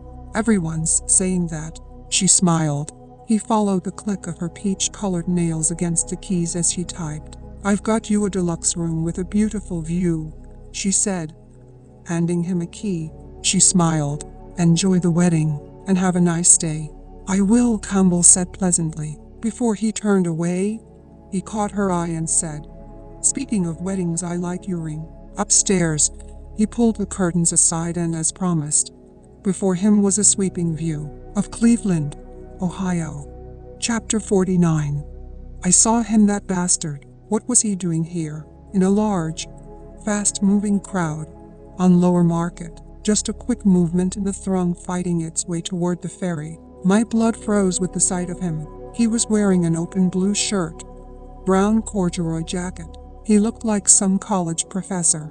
On any other day, I could have passed him by, never noticed. He was thin, gaunt, totally unremarkable in every way but one. It was the reddish-brown beard. His head bobbed in and out of the crowd. I followed, unable to narrow the distance. Police, I shouted over the din. My cry dissolved into the hurrying, unheeding mass of people. At any moment I might lose him. I didn't know his name, I only knew his victims. Melanie Brandt, Rebecca DeGeorge. Suddenly, he stopped. He bucked against the flow, turned right toward me. His face seemed illuminated, shining against a dark background like one of those medieval Russian icons. Amid the commotion, our eyes met. There was a moment of captured, enlightened recognition. He knew that it was me, that I was the one after him. Then, to my horror, he fled. The swarm of people engulfed him, swept him away. Stop, I shouted. I'll shoot. A cold sweat broke out on my neck. I drew my gun. Get down, I cried, but the rush-hour commuters pushed on, shielding him. I was going to lose him. The killer was getting away. I raised the gun, focused on the image of his red beard. He turned with the sneer of someone who had totally outwitted me. I drew a breath, steadied my aim, as if in slow motion. Every face in the crowd turned toward me, too. I stepped back. In horror, I lowered the gun. Every face had the same red beard. I had been dreaming. I found myself at my kitchen counter, blinking into swirling circles in my glass of Chardonnay. There was a familiar calm in my apartment. No rushing crowds, No fleeing faces, only sweet Martha, lounging on her futon. A pot of boiling water was steaming on the stove. I had my favorite sauce ready to go: ricotta, zucchini, basil. The CD was on. Torriemas. Only an hour ago, I had had tubes and Roman 4 lines sticking out of me. My heart had kept pace to the metronome-like rhythm of a monitor's steady beep. Damn it. I wanted my old life back. My old favorite dreams. I wanted Jacoby's sarcasm, Sam Roth's scorn, jogging on the Marina Green. I wanted kids even if it meant I had to get married again. Suddenly, the downstairs buzzer rang. Who would be here now? I shuffled over and said, "Who is it? I thought you had somewhere to go." A static voice replied. It was Raleigh. Chapter 50. What are you doing here? I called back in surprise. I was pleased but suddenly tingling with nerves. My hair was pulled up. I was in an old Berkeley t-shirt that I sometimes slept in, and I felt drained and anxious from my transfusion. My little place was a mess. Can I come up? Raleigh said. This business or personal? I asked. We don't have to go back to Napa, do we? Not tonight. I heard him laugh. This time I brought my own. I didn't quite understand that, but I buzzed him up. I ran back to the kitchen, turned the heat down on the pasta, and in the same breath threw a couple of pillows from the floor onto the couch and transferred a pile of magazines to a chair in the kitchen. I put some lip gloss on and shook out my hair as the doorbell rang. Raleigh was in an open shirt and baggy khakis. He was carrying a bottle of wine. Con, very nice. He tossed me an apologetic smile. I hope you don't mind me barging in. Nobody barges in here. I let you in, I said. What are you doing here? He laughed. I was in the neighborhood. The neighborhood? Ah, you live across the bay. He nodded, abandoning his alibi without much resistance. I just wanted to make sure you were okay. You didn't seem yourself back at the station. That's nice, Raleigh, I said, looking into his eyes. So, are you? So, I was just feeling a little overwhelmed. Roth, this FBI thing. I'm fine now. Really? I'm glad, he said. Something smells good. I was just throwing something together. I paused, thinking about what I wanted to say next. You had dinner? He shook his head. No, I don't want to intrude. That way you came with the wine. He flashed one of those irresistible smiles. If you weren't home. I have a corner on 2nd and Brannan. I always had to. I smiled back and finally held open the door. Raleigh came into my apartment. He looked around with sort of an impressed nod, gazing at some of the pottery. A black and gold satin baseball jacket from Willie Mays, my terrace with its view of the bay. He held out the bottle. There's one already open on the counter, I said. Pour yourself a glass. I'll check on the food. I went into the kitchen, reminding myself that I had just come from the outpatient clinic for a serious disease, and we were partners.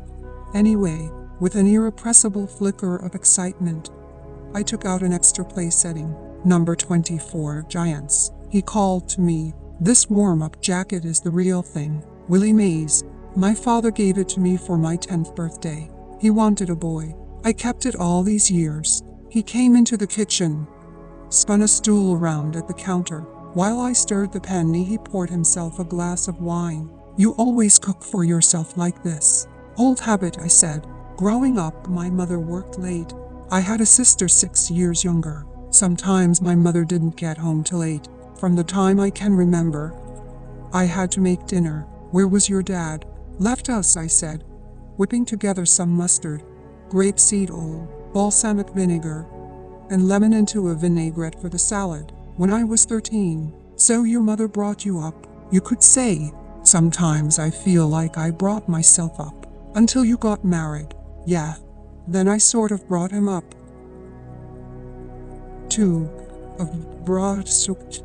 I smiled. You're pretty nosy. Raleigh. Cops are generally nosy. Didn't you know that? Yeah. Real cops. Raleigh feigned being hurt. What can I help you with? He offered. You can grate, I said, and grinned. I pushed a block of parmesan and a metal grater his way. We sat there as he grated, waiting for the pasta to cook. Sweet Martha padded into the kitchen and let Raleigh pet her. "You didn't seem yourself this afternoon," he said as he stroked Martha's head. "Usually you handle Roth's bullshit without even blinking." Seemed like there was something wrong. "Nothing's wrong," I lied. "At least not now. If you were asking." I leaned against the counter and looked at him. He was my partner, but even more than that, he was a person I thought I could trust. It had been a long, hard time since I had put my trust in anybody whose gender started with an M. Maybe in a different time, I was thinking. Tori Amos's haunting voice hung in the air. "You like to dance?" Raleigh suddenly asked. I looked at him, really surprised. "I don't dance. I cook." "You don't dance, you cook," Raleigh repeated, scrunching up his brow. "Yeah, you know what they say about cooking." He looked around. "What I'd say is that it doesn't seem to be working. Maybe you should try dancing." The music was soft and languorous, and as much as I tried to deny it, part of me just yearned to be held. Without my even saying yes, my goddamn partner took my hand and pulled me from around the counter. I wanted to hold back, but a soft, surrendering voice inside me said, "Just go with it, Lindsay. He's okay. You know you trust him." So I gave in and let Chris Raleigh hold me. I liked being in his arms. At first we sort of stood there, swaying stiffly. Then I found myself letting my head fall on his shoulder and feeling like nothing could awe me, at least for a while. "This isn't a date," I muttered. I let myself drift to a real nice place, where I felt love and hope and dreams were still there to reach for. To tell the truth, I told Raleigh, "I'm glad you stopped by." "Me too." Then I felt him hold me close. A tingle raced down my spine, one that I almost didn't recognize anymore. "You've got it, don't you, Raleigh?" I said. "What's that, Lindsay?" Soft hands. Chapter 51. Kathy and James Boxer were having their first dance, and to break with tradition, it was a rocker. The driving beat of La Bamba jolted through the brightly lit atrium of the Rock and Roll Hall of Fame in Cleveland. "Everybody," the groom shouted, "rock and roll, join us." Hip young girls with dyed hair and wearing shiny green and red prom dresses, 60s style, swung around on the dance floor. Their partners in retro silk shirts traveled alike. The bride and groom, having changed into party garb, joined in, butting thighs, whooping arms in air. It almost ruined everything, Philip Campbell thought. He had wanted her in white, and here she was, sweaty red streaked hair, cat-eye-shaped glasses, a tight green dress. This time, "Kathy, you've gone too far." 40 tables, each with the likeness of some rock and roll icon as a centerpiece, filled out the great hall of the museum. A glittery banner that hung from the glass roof proclaimed, "James and Kai." After a loud crescendo, the song ended. A throng of sweaty wedding guests milled back toward their tables, catching their breath, fanning themselves. Waiters in black waistcoats scurried about the room, filling wine glasses. The bride went over and embraced a happy couple in formal dress. Mom and Dad. Philip Campbell couldn't take his eyes off her. He saw her father give her a loving look, like, "We've come through a lot, honey, but now everything will be all right. Now you're part of the club. Trust funds and country day, little peach-haired grandkids." The groom wandered over and whispered something in Kathy's ear. She squeezed his arm, flashing him a smile that was both affectionate and coy. As he walked away, the tips of her fingers lingered as if she were saying, "I'll be right along." With a hitch of his belt, the groom drifted out of the main hall. He glanced back once or twice, and Kathy waved. Campbell decided to follow, hanging back at a safe distance. He went down a wide, well-lit corridor off the atrium. Halfway down, James Boxer glanced back once, cautiously. Then he opened a door and went in. The men's room. The killer moved forward. No one else was in the hall. He felt an irrepressible urge building with force. His fingers made their way into his jacket pocket, touched the cold heel of the gun. He flipped the safety off. He could no longer control what was going on inside his head. Go in. A voice dared him. Do it. He entered a filmy, sallow light. No one at the urinals or sinks. The groom was in a closed stall. A pungent smell filled his nostrils. Marijuana. You love. The groom's affectionate voice called out. Every light nerve in Campbell's body stood at attention. He mumbled something barely audible. Better get in here, hon. The groom gulped. If you want the end of this bone. Philip Campbell pushed open the door. The groom looked up, bewildered, the tip of a joint on his lip. Hey, man, who the hell are you? I'm the one who kills useless worms like you. With that, he fired. Just once. James Patterson had snapped back. A splatter of red sprayed against the tile. The groom rocked once, then crumpled forward in a heap. The echo of the gun blast seemed to concuss the entire room. It left an effluvium of cordite that mingled with the pot smoke. A strange calm took over Philip Campbell, a fearlessness. He pulled the groom's head back and set him upright.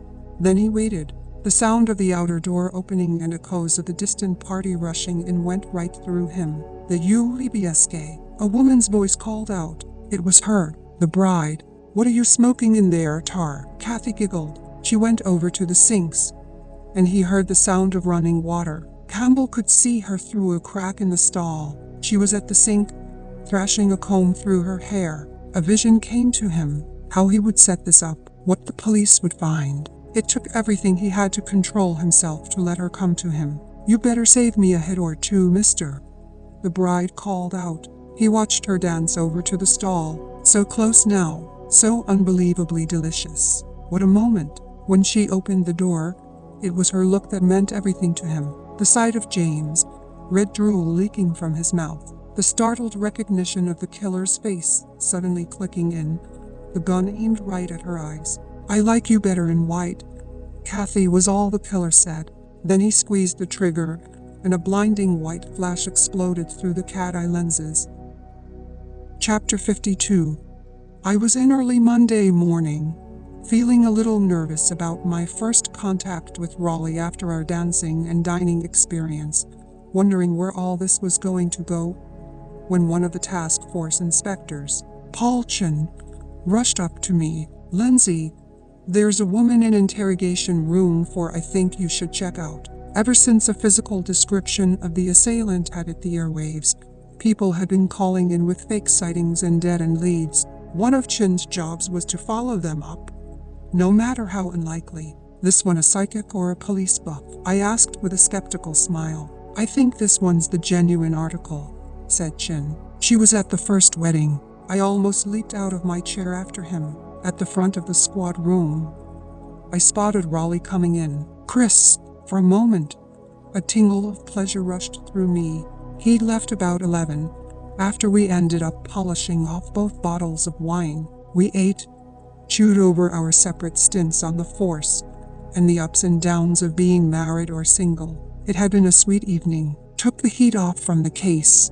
It even got my mind off Negley's. What scared me a little was the tremor inside, that it could be something more. I had caught myself staring at him Friday night, while he helped out with the dishes, thinking if times were different.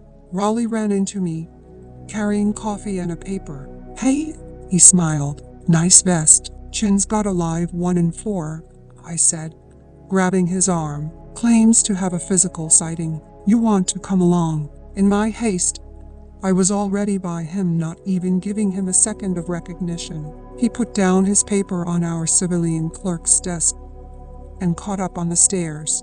In the cramped interrogation room sat a nicely dressed, attractive woman of about 50.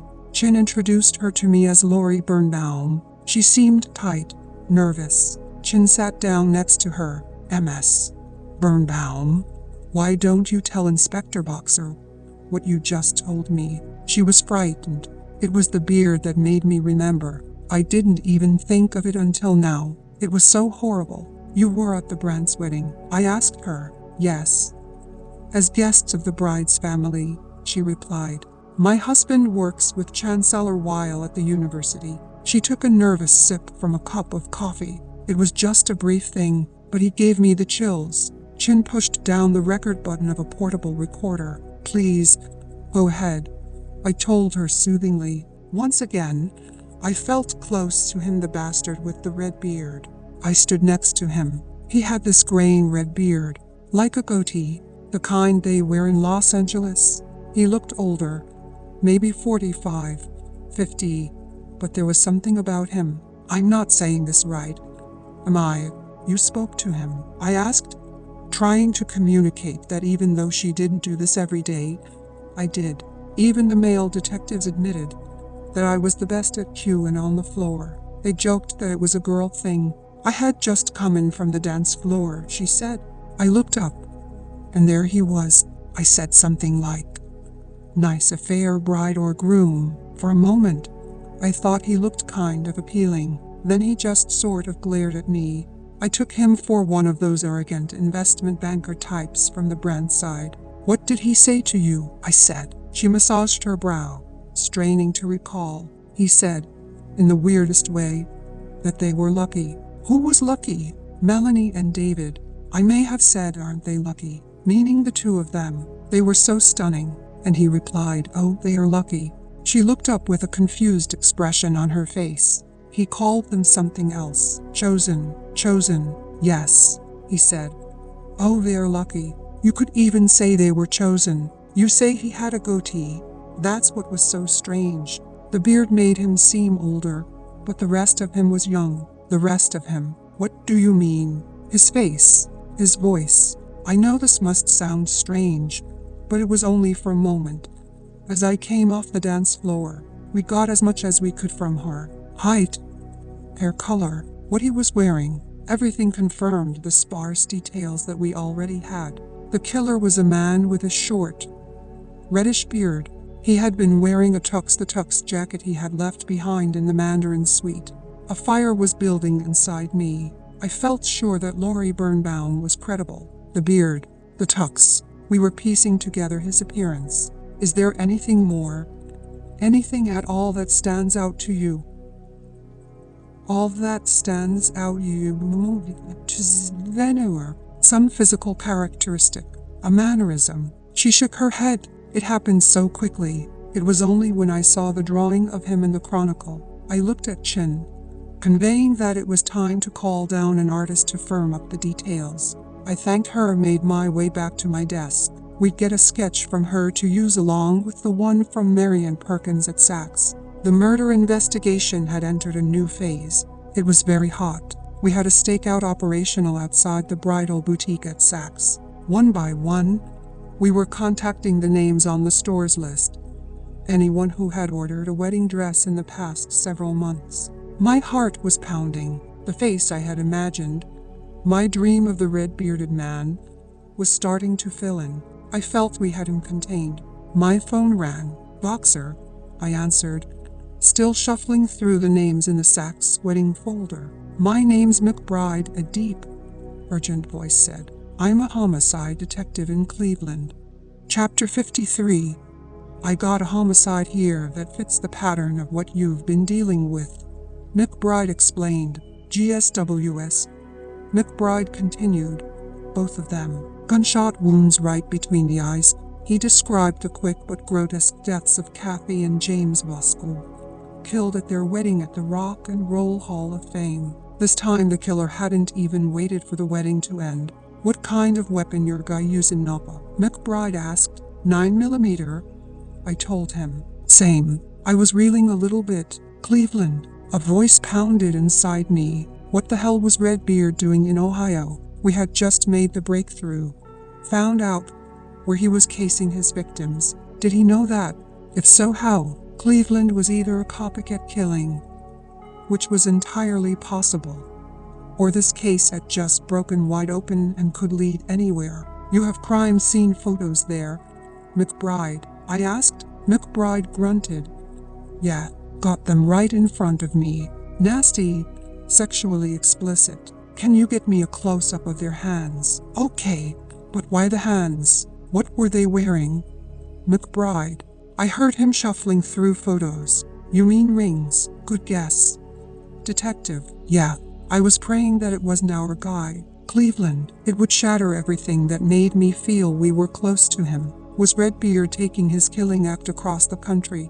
A minute later, McBride confirmed exactly the thing I didn't want to hear. There are no wedding bands. The bastard was on the move. We had a stakeout going where we thought he might show up, and he was 2,000 miles away. He'd just murdered a couple at their reception in Ohio. Shit. You said the bodies were found in a sexually explicit position. I asked McBride with dismay. The Cleveland cop hesitated. He finally said, "The groom was shot sitting on the john. We found him there, sitting up, legs open. The bride was shot in the stall, too, as she was coming in. There was enough of her brains on the inside of the door to confirm it. But when we found her, she was face down. Her face was stuffed between his legs." I was silent, forming the image in my mind, hating this cruel, inhuman bastard more every day.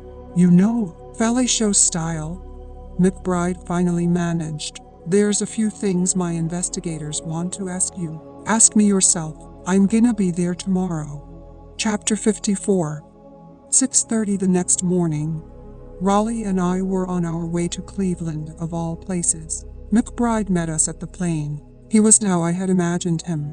He wasn't flabby, middle-aged, Irish Catholic. He was intense, sharp-boned, maybe 38, and black. "You're younger than I thought." He smiled at me. I smiled back. "And you're definitely less Irish." On the way into town, he brought us up to speed. Grooms from Seattle, had something to do with the music business, worked with rock bands, producer, marketing guy. Bride grew up here in Ohio, Shaker Heights. Father's a corporate attorney. Girl was cute, redhead freckles, glasses. He pulled a manila envelope off the dashboard and tossed it over to me in the passenger seat. Inside were a series of glossy 8x11s of a crime scene. Stark, graphic, somewhat resembling old photos of gangland rubouts. The groom was sitting in the stall with a surprised expression and the top of his head blown off. The bride was slumped over his lap, curled in a pool of blood. Her and his. The sight of the couple filled me with a cold dread. As long as the killer was in Northern California, I felt we had him contained. Now he was on the loose. We grilled McBride about the venue, how the victims might have ended up in the men's room, and what security was like at the Hall of Fame. Each answer I heard convinced me even more that it was our guy. What the hell was he doing here? We pulled off the highway at Lakeshore Boulevard.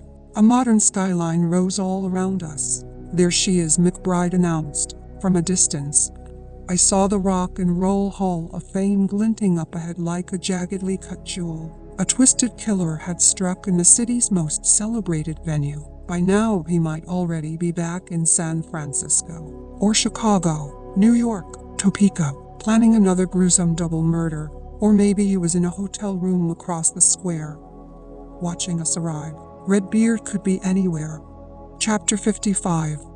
It was the third time in 2 weeks I had to go over a harrowing double murder scene. McBride walked us up to the second floor and through an eerie, empty atrium devoid of pedestrian traffic to a men's room blocked off by crisscrossing yellow crime tape and cops. "Public bathroom," Raleigh said to me. "He's getting nastier each time." This time there were no bodies, no horrifying discoveries. The victims had long been transferred to the morgue.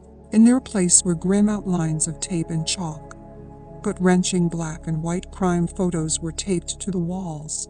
I could see what had happened, how the groom had been killed first, his blood smeared on the wall behind the toilet, how Redbeard had waited, surprised the bride as she came in, then moved Kathy Voskuhl into the provocative position between her husband's legs, defiled her. How did they both end up here in the middle of their wedding? Raleigh asked. McBride pointed to a crime scene photo on the wall. We found a smoked-down joint next to James Voskuhl. Figured he came here to cop a buzz. My guess is the bride came in to join him.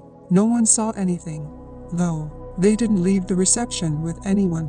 McBride shook his head. I felt the same smoldering anger I had felt twice before. I hated this killer, this savager of dreams. With each act I hated him more. The bastard was taunting us. Each murder scene was a statement. each one more degrading. What was security like that night? I asked. McBride shrugged. All exits except the main one were closed down. There was a guard at the front desk. Everyone from the wedding arrived at the same time. A couple of half-assed guards floating. But generally at these affairs they like to keep a low profile. I saw cameras all around. Raleigh pressed. They must have some film. That's what I'm hoping, said McBride. I'll introduce you to Sharp, head of security. We can go over that now. And Rue Sharp was a trim, wiry man with a square chin and narrow, colorless lips. He looked scared. A day ago he had a fairly cushy job. Now the police and the FBI were all over him. Having to explain things to two outside cops from San Francisco didn't help matters. He brought us into his office, popped a Marlboro light out of a pack, and looked at Raleigh. I got a meeting with the executive director in about 8 minutes. We didn't even bother to sit down. I asked, "Did your guards notice anyone unusual?" 300 guests, Madam Detective. Everyone congregated in the entrance atrium. My staff doesn't usually get involved in a whole lot except to make sure no one with too much to drink gets too close to the exhibits. What about how he got out? Then, Sharp wheeled around in his chair, pointing to a blow-up of the museum layout. Either the main entrance, here, where you came in, or one we left open off the back veranda. It leads down to the lake walk. There's a cafe there during the summer. Mostly it's blocked off, but the families wanted it open. 2 shots fired, I said. No one heard anything. It was supposed to be a high-class crowd. You think they want my guards milling around? We keep 2, 3 guys to make sure overzealous guests don't wander into restricted areas. I should have guards patrolling the corridors down by the restrooms. What are you gonna take? Toilet paper, security cameras? Raleigh asked. Sharp sighed. We've got the exhibition halls covered, of course. The main exits, a remote sweep of the main hall, but nothing on the corridor where the shooting took place. Nothing in the crapper.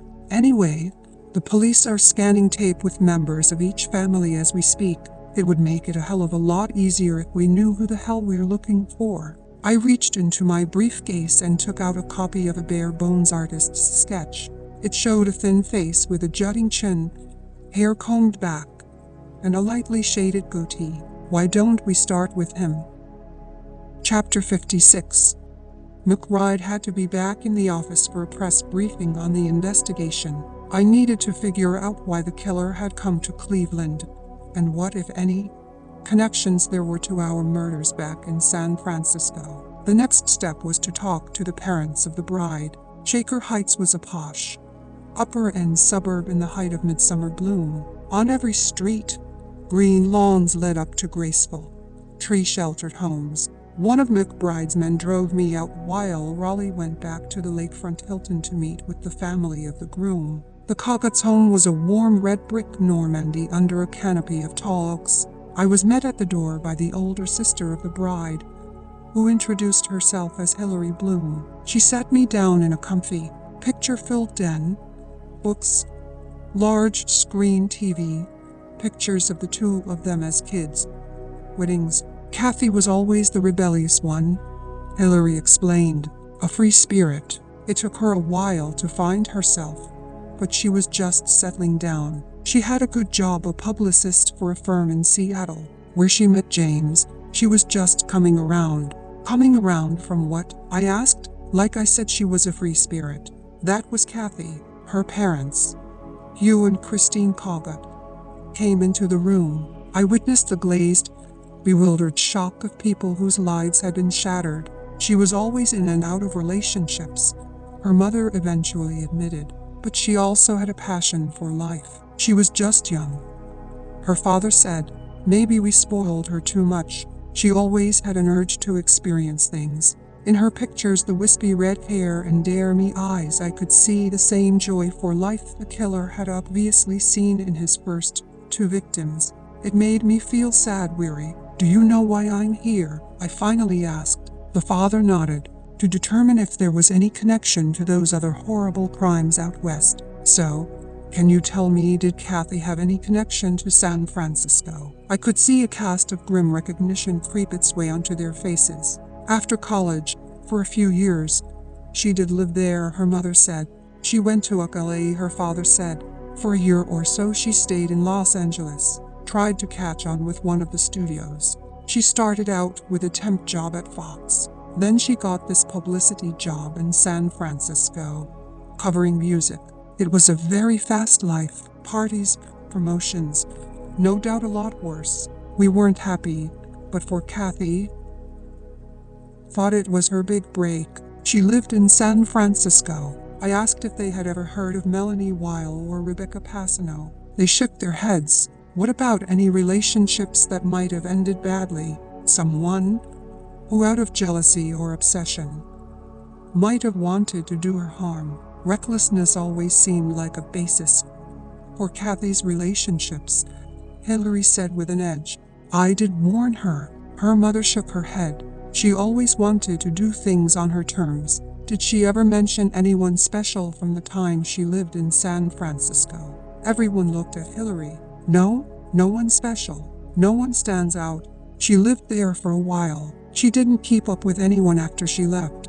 I seem to remember her saying she still went down there every once in a while. Her father said, on business. Old habits are hard to crack. Hillary smirked, with a tightening of her lips. There had to be some connection, some contact from the years she had spent there. Someone came all the way here to see her dead. What about anyone from San Francisco invited to the wedding? I asked. There was one girlfriend, her father said.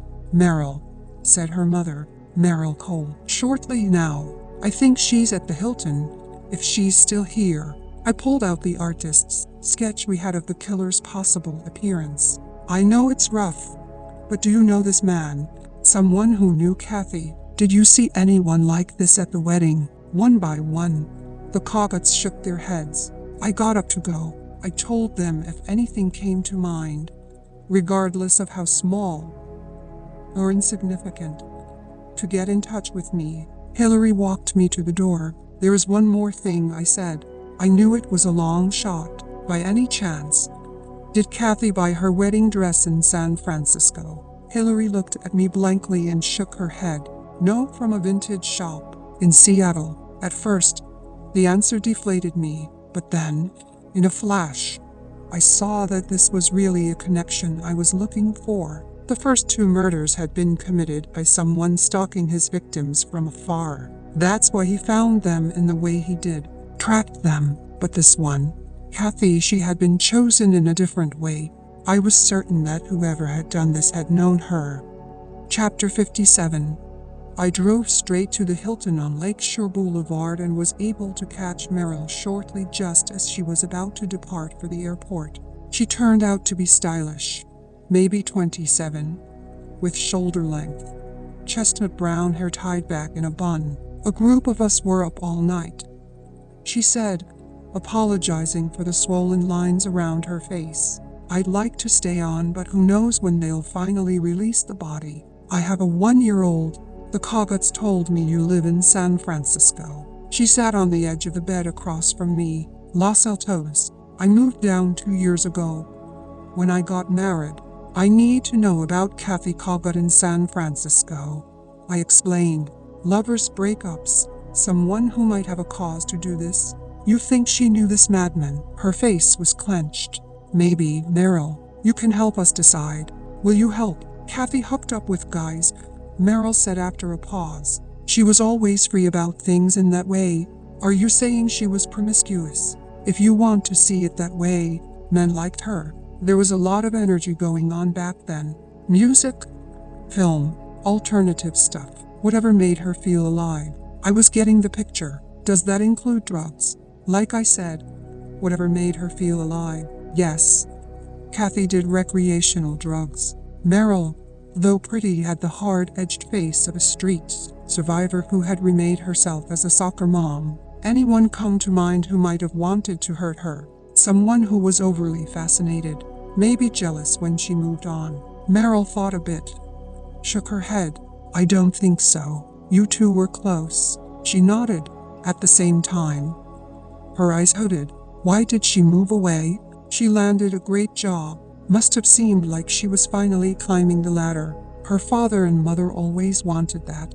The Shaker Heights thing. Look, I really have to catch a plane. What are the chances Kathy was running away from something? You lived the way we lived.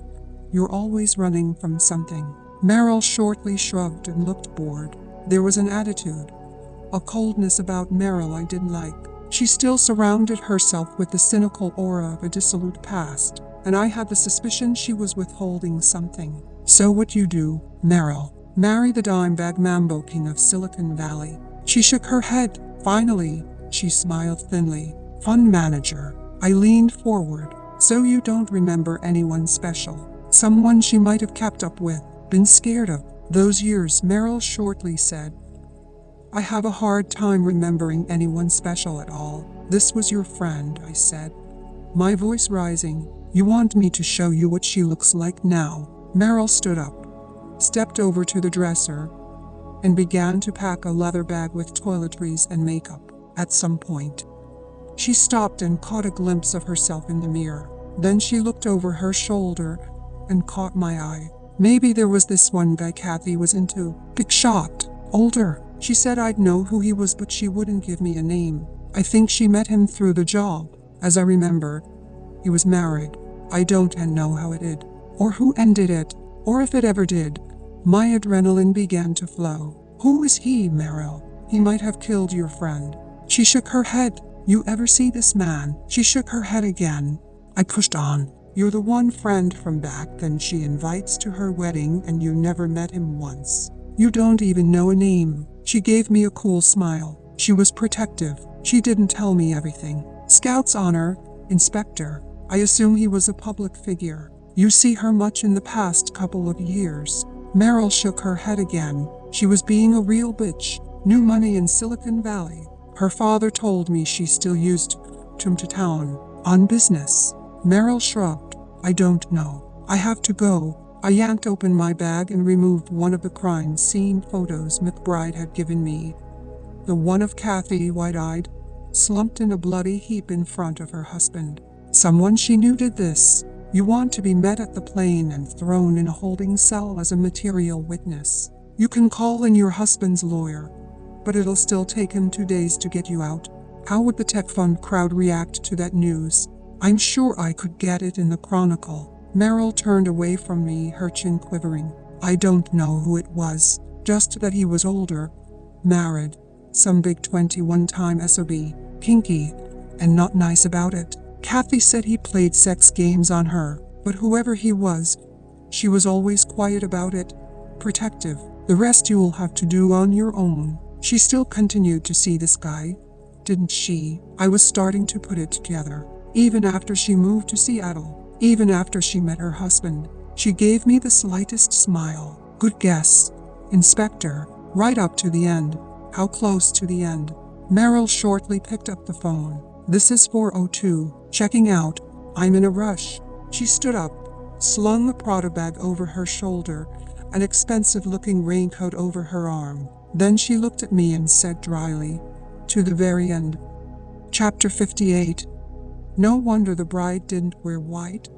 Raleigh frowned and said as I told him about my interview with Meryl shortly. McBride had set us up for dinner at Nonni's, an Italian place on the lake, a short walk from our hotel. Raleigh's interview with the groom's parents had yielded nothing eventful. James Patterson had been an aspiring musician who had floated on the edge of the music scene in Seattle, finally hooking his way into representing a couple of upcoming bands. He had no known connection to San Francisco. The killer knew Kathy, I said. How else would he find her here? They had a relationship, right up to the end. He mused. To the very end, I answered, meaning maybe here, in Cleveland. These weren't choir girls, Meryl said. This guy was older, married, kinky, predatory. It fits the pattern of the murders. Someone she knew in San Francisco must have seen Redbeard. Somebody knows. Meryl claims that Kathy was protecting her lover, possibly because he was a celebrity. You think this Meryl shortly has more to add? Maybe. Or the family. I got the feeling they were holding something back. He had ordered a 97 Chianti, and when it came he tilted his glass. Here's to David and Melanie, Michael and Becky, James and Kathy. Let's toast them when we catch this pathetic bastard, I said. It was the first time we'd been alone in Cleveland, and suddenly I was nervous. We had an entire evening to fill, and no matter how we kept steering back to the case or joking how this wasn't a date, there was this pull, the space cord twanging inside me, telling me that this was no time to start anything with anyone, not even handsome and charming Chris Raleigh. Then why had I changed into a baby blue sweater and nice slacks instead of staying with the chambray shirt and khakis I'd worn all day? We ordered. I had ossobuco, spinach, a salad, Raleigh, a veal pale lard. Maybe it was someone on her job, Raleigh said, or connected with her job. I told Jacoby to check out her firm in Seattle. Her father said she still came down to San Francisco on business. I want to see if that's the case, and if it isn't, then either she was hiding something or they are. He took a sip of wine. Why would she go through with a wedding if she was still involved with this guy? I shrugged. They all said Kathy was finally settling down. I'd like to see what she was like back then, if this is what they meant by settling down. I was thinking that I wanted another crack at the sister. Hillary. I remembered something she had said. Old habits are hard to crack. I had thought she was talking about drugs, parties. Did she mean red beard? McBride tells me tomorrow morning we should be able to review some film at the museum. The guy was there, Raleigh, I said with certainty. He was there that night. Kathy knew her killer. We just have to find out who he is. Raleigh poured a little more wine into my glass. We're partners now, aren't we, Lindsay?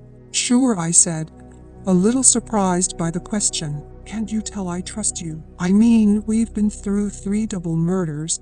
We're committed to seeing it through. I back you up with Mercer. I even helped clean up after dinner at your place. Yeah. So, I smiled, but his face had a cast of seriousness to it. I was trying to figure out where he was going. What do you say maybe it's about time you started calling me Chris? Chapter 59.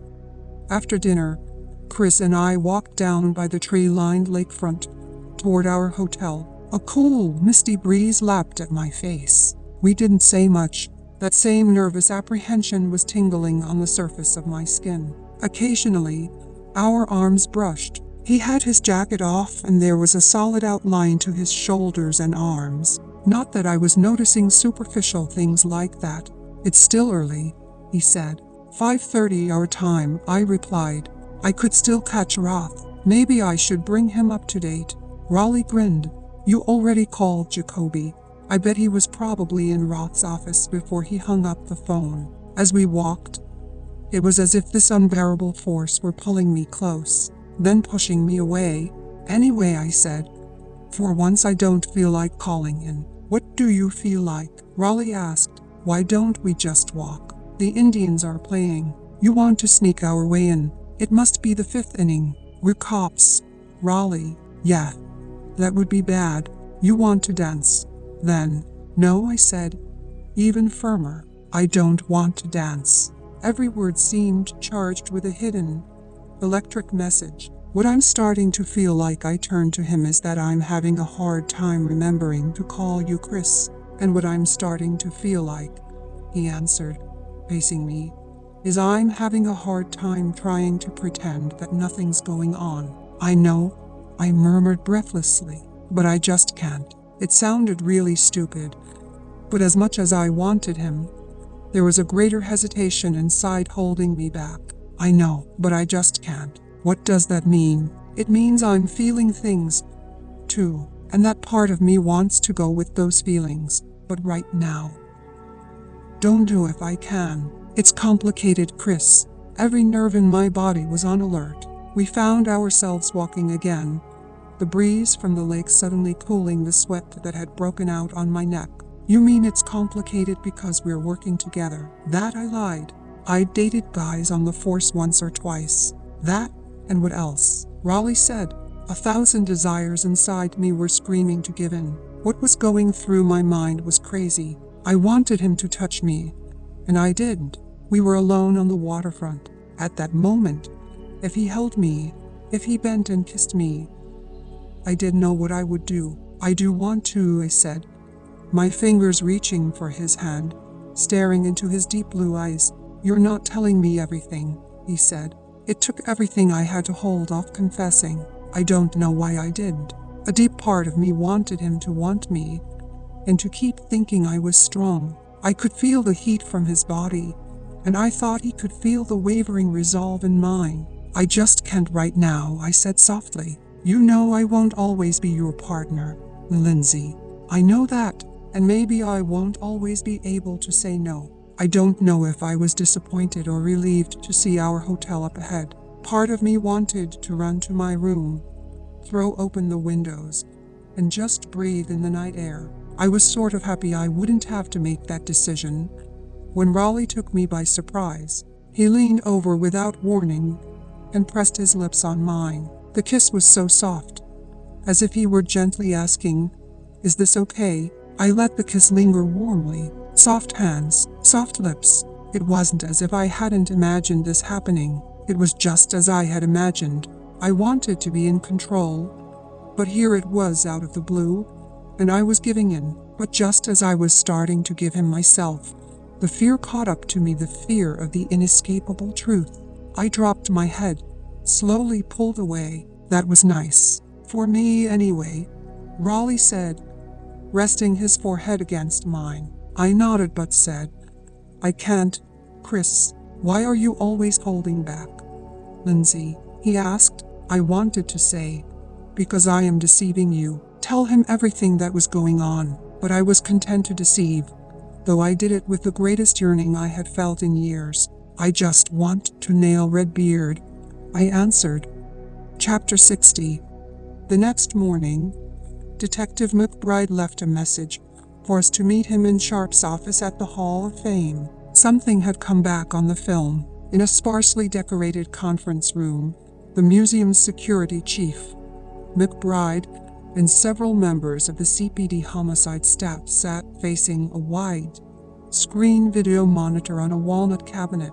At first, Sharp began self-importantly, "We were just randomly going through the tape with members of the families, stopping on anyone who didn't look familiar. Your sketch," he turned to me, "helped narrow it down." He flicked a handheld controller toward the screen. "The first clips you're gonna see are the main entrance." The screen lit up, standard black and white surveillance footage.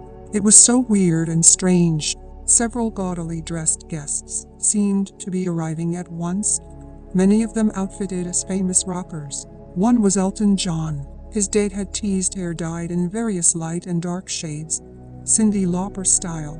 I recognized a Chuck Berry, a Michael Jackson, a couple of Madonnas, Elvis Costellos. Sharp fast-forwarded, the film advancing like individual, edited stills. An older couple arrived dressed in traditional evening wear. Behind them, almost tucked into their backs, came a man who was clearly shying from the camera, averting his face. "There," Sharp said. I saw him. My heart pumped madly in my chest. "Got him, Redbeard."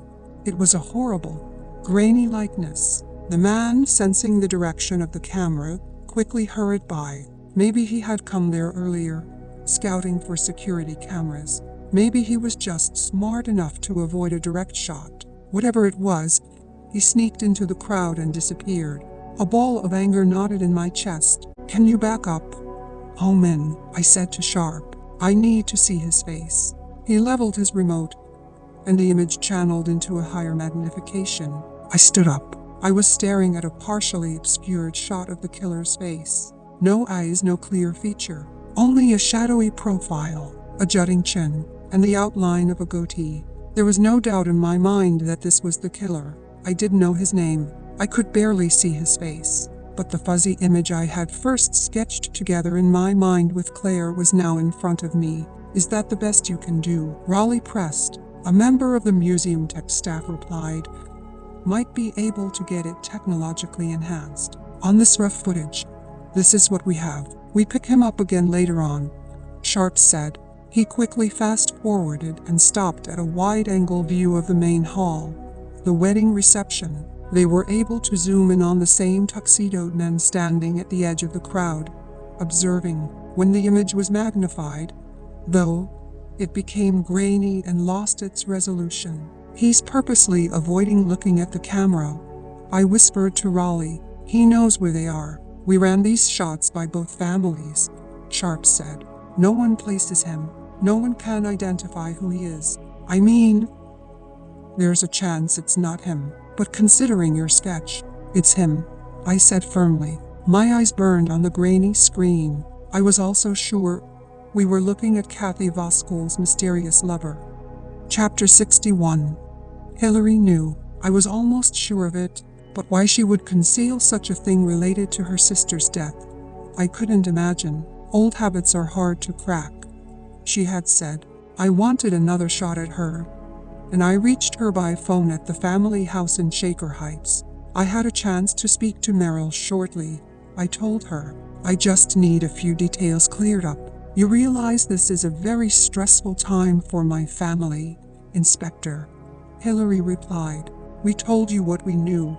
I didn't want to come on too strong. She had lost her sister in a horrible way. Her parents' home was filled with mourners and grief, and she was under no obligation to talk to me at all. Merrill told me a few things about Kathy, her lifestyle. We told you all that, she replied defensively, but we also told you that after meeting James she had begun to settle down. That's what I want to talk to you about. Merrill recalled there was someone she was seeing in San Francisco. I thought we told you Kathy dated lots of men. This one went on for a long time. He was older, married, some kind of big shot, possibly famous. I was my sister's keeper, Hillary complained. I need a name. MS. Bloom. This man could be her killer. I'm afraid I don't understand. I already told you what I know. My sister didn't exactly confide in me. We lived very different lives. I'm sure you've put two and two together already. There was a lot I didn't approve of. You said something to me the first time we talked. Old habits are hard to crack. What sort of habits were you referring to? I'm afraid I don't know what you mean. The Cleveland police are handling this, Inspector. Can't we just let them do their job? I'm trying to help you. MS Bloom. Why did Kathy move away from San Francisco? I think you know. Was someone abusing her? Was Kathy in trouble? Hillary sounded frightened. I appreciate what you're trying to do, but I'm going to hang up now, Inspector. It's going to come out, Hillary. It always does. An address book, her phone bill. It's not just Kathy. There are 4 others, back in California. They were just as hopeful about the rest of their lives as your sister. Just as deserving. There was a tiny sob in her voice. I have no idea what you're talking about. I felt I had one last chance. Here's the really ugly truth about murder. If I've learned one thing as a homicide detective, it's that the lines don't stay fixed. Yesterday you were an innocent victim, but now you're in this. This killer will strike again, and you will regret whatever you didn't tell me for the rest of your life. There was a heavy silence on the line. I knew what it meant. It was the struggle inside Hillary Bloom's conscience. I heard a click. She had hung up the phone. Chapter 62. Our flight back to San Francisco left at 4:00 p.m. I hated to leave without a name, especially when I felt we were so close. Somebody famous. Kinky. Why were they protecting him? Anyway, we had accomplished a lot in just 2 days. It was clear to me that all 3 murders were committed by the same person. We had a strong lead tying him to San Francisco.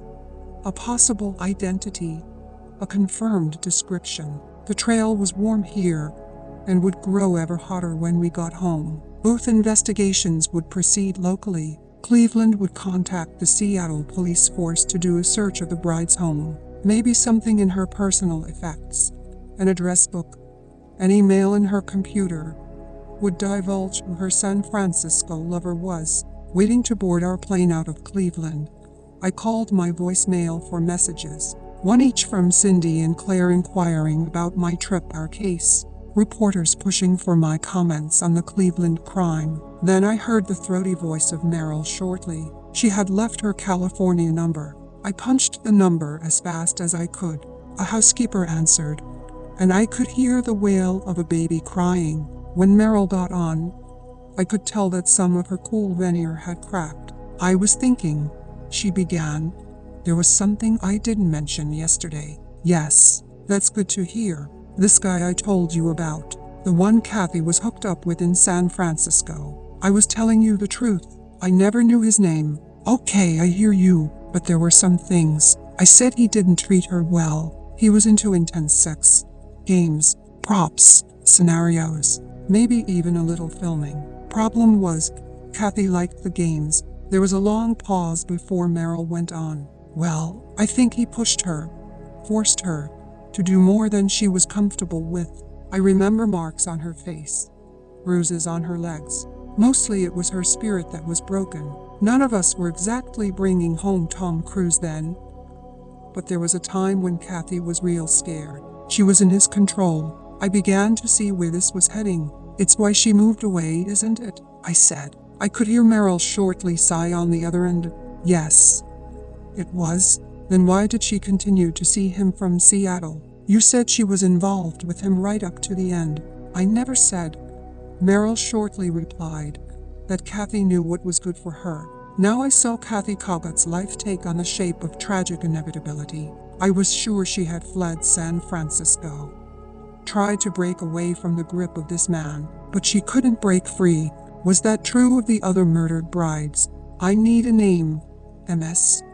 Shortly. Whoever this was, he might have killed your friend. There are 4 others. The longer he's out there, the greater the chance he'll do it again. I told you. I don't know his name, Inspector. I raised my voice above the din in the terminal. Meryl, someone must know. You knew her for years, parted together. Meryl hesitated. In her own way, Kathy was loyal. She said his name was well known, some kind of celebrity, someone I would know. She was protecting him, or maybe protecting herself. My mind raced to the film and music businesses. She was into a bad scene. She was in over her head, and like many people who feel trapped, she ran. She just couldn't get far enough away. She must have told you something. I pressed. What he did, where he lived, where they would meet. You guys were like sisters. Wicked sisters. I swear, Inspector. I've been racking my brain. Then someone must know. Who? Tell me. I heard Meryl shortly let out a mirthless laugh. Ask her sister. Before we boarded, I beeped McBride and left a detailed message on his voicemail. Kathy's lover was probably someone famous. It was why she had moved away from San Francisco. The profile fit the pattern of our killer. Her sister Hillary might know the killer's name. On board, all I could think about was that we were getting close. Raleigh was there beside me. As the plane rose, I leaned into his arm, surrendering to total exhaustion. All my physical troubles seemed a million miles away. I remembered something I'd said to Claire. I had told her that finding this bastard gave me the resolve to go on. The red-bearded man in my dream who had gotten away. We're going to get him, I said to Raleigh. We can't let him kill another bride and groom. Chapter 63. At the next morning, I was at my desk. There were several ways I could go with this investigation. Hillary Bloom was the most direct, assuming, as Meryl had implied, that she was able to give us a name. It was clear that in a twisted way she was trying to save her family the added pain of having Kathy publicly branded as some kind of pathetic sexual victim, cheating on her husband to be right up until their vows. Sooner or later a name would emerge, from her, or from Seattle. Before I did anything else, I called Med's office and rescheduled the blood treatment I had cancelled for 5 o'clock today. After a brief wait, the receptionist said the doctor would see me himself. Maybe it was good news. Truth was, I was feeling a little stronger. Maybe the treatments were beginning to do their work. It was hard picking up where I had left off in San Francisco. The best leads were now in Cleveland. I read some reports on the evidence Jacoby was tracking down. Held a meeting of the task force at 10. Actually, the most promising leads the hair and the bridal boutique at Saks had come from my meetings with Claire and Cindy. I couldn't resist calling Claire a little before noon. Bring me up to date, she said excitedly. I thought we were partners. I will, I replied. Get Cindy. Meet me for lunch. Chapter 64.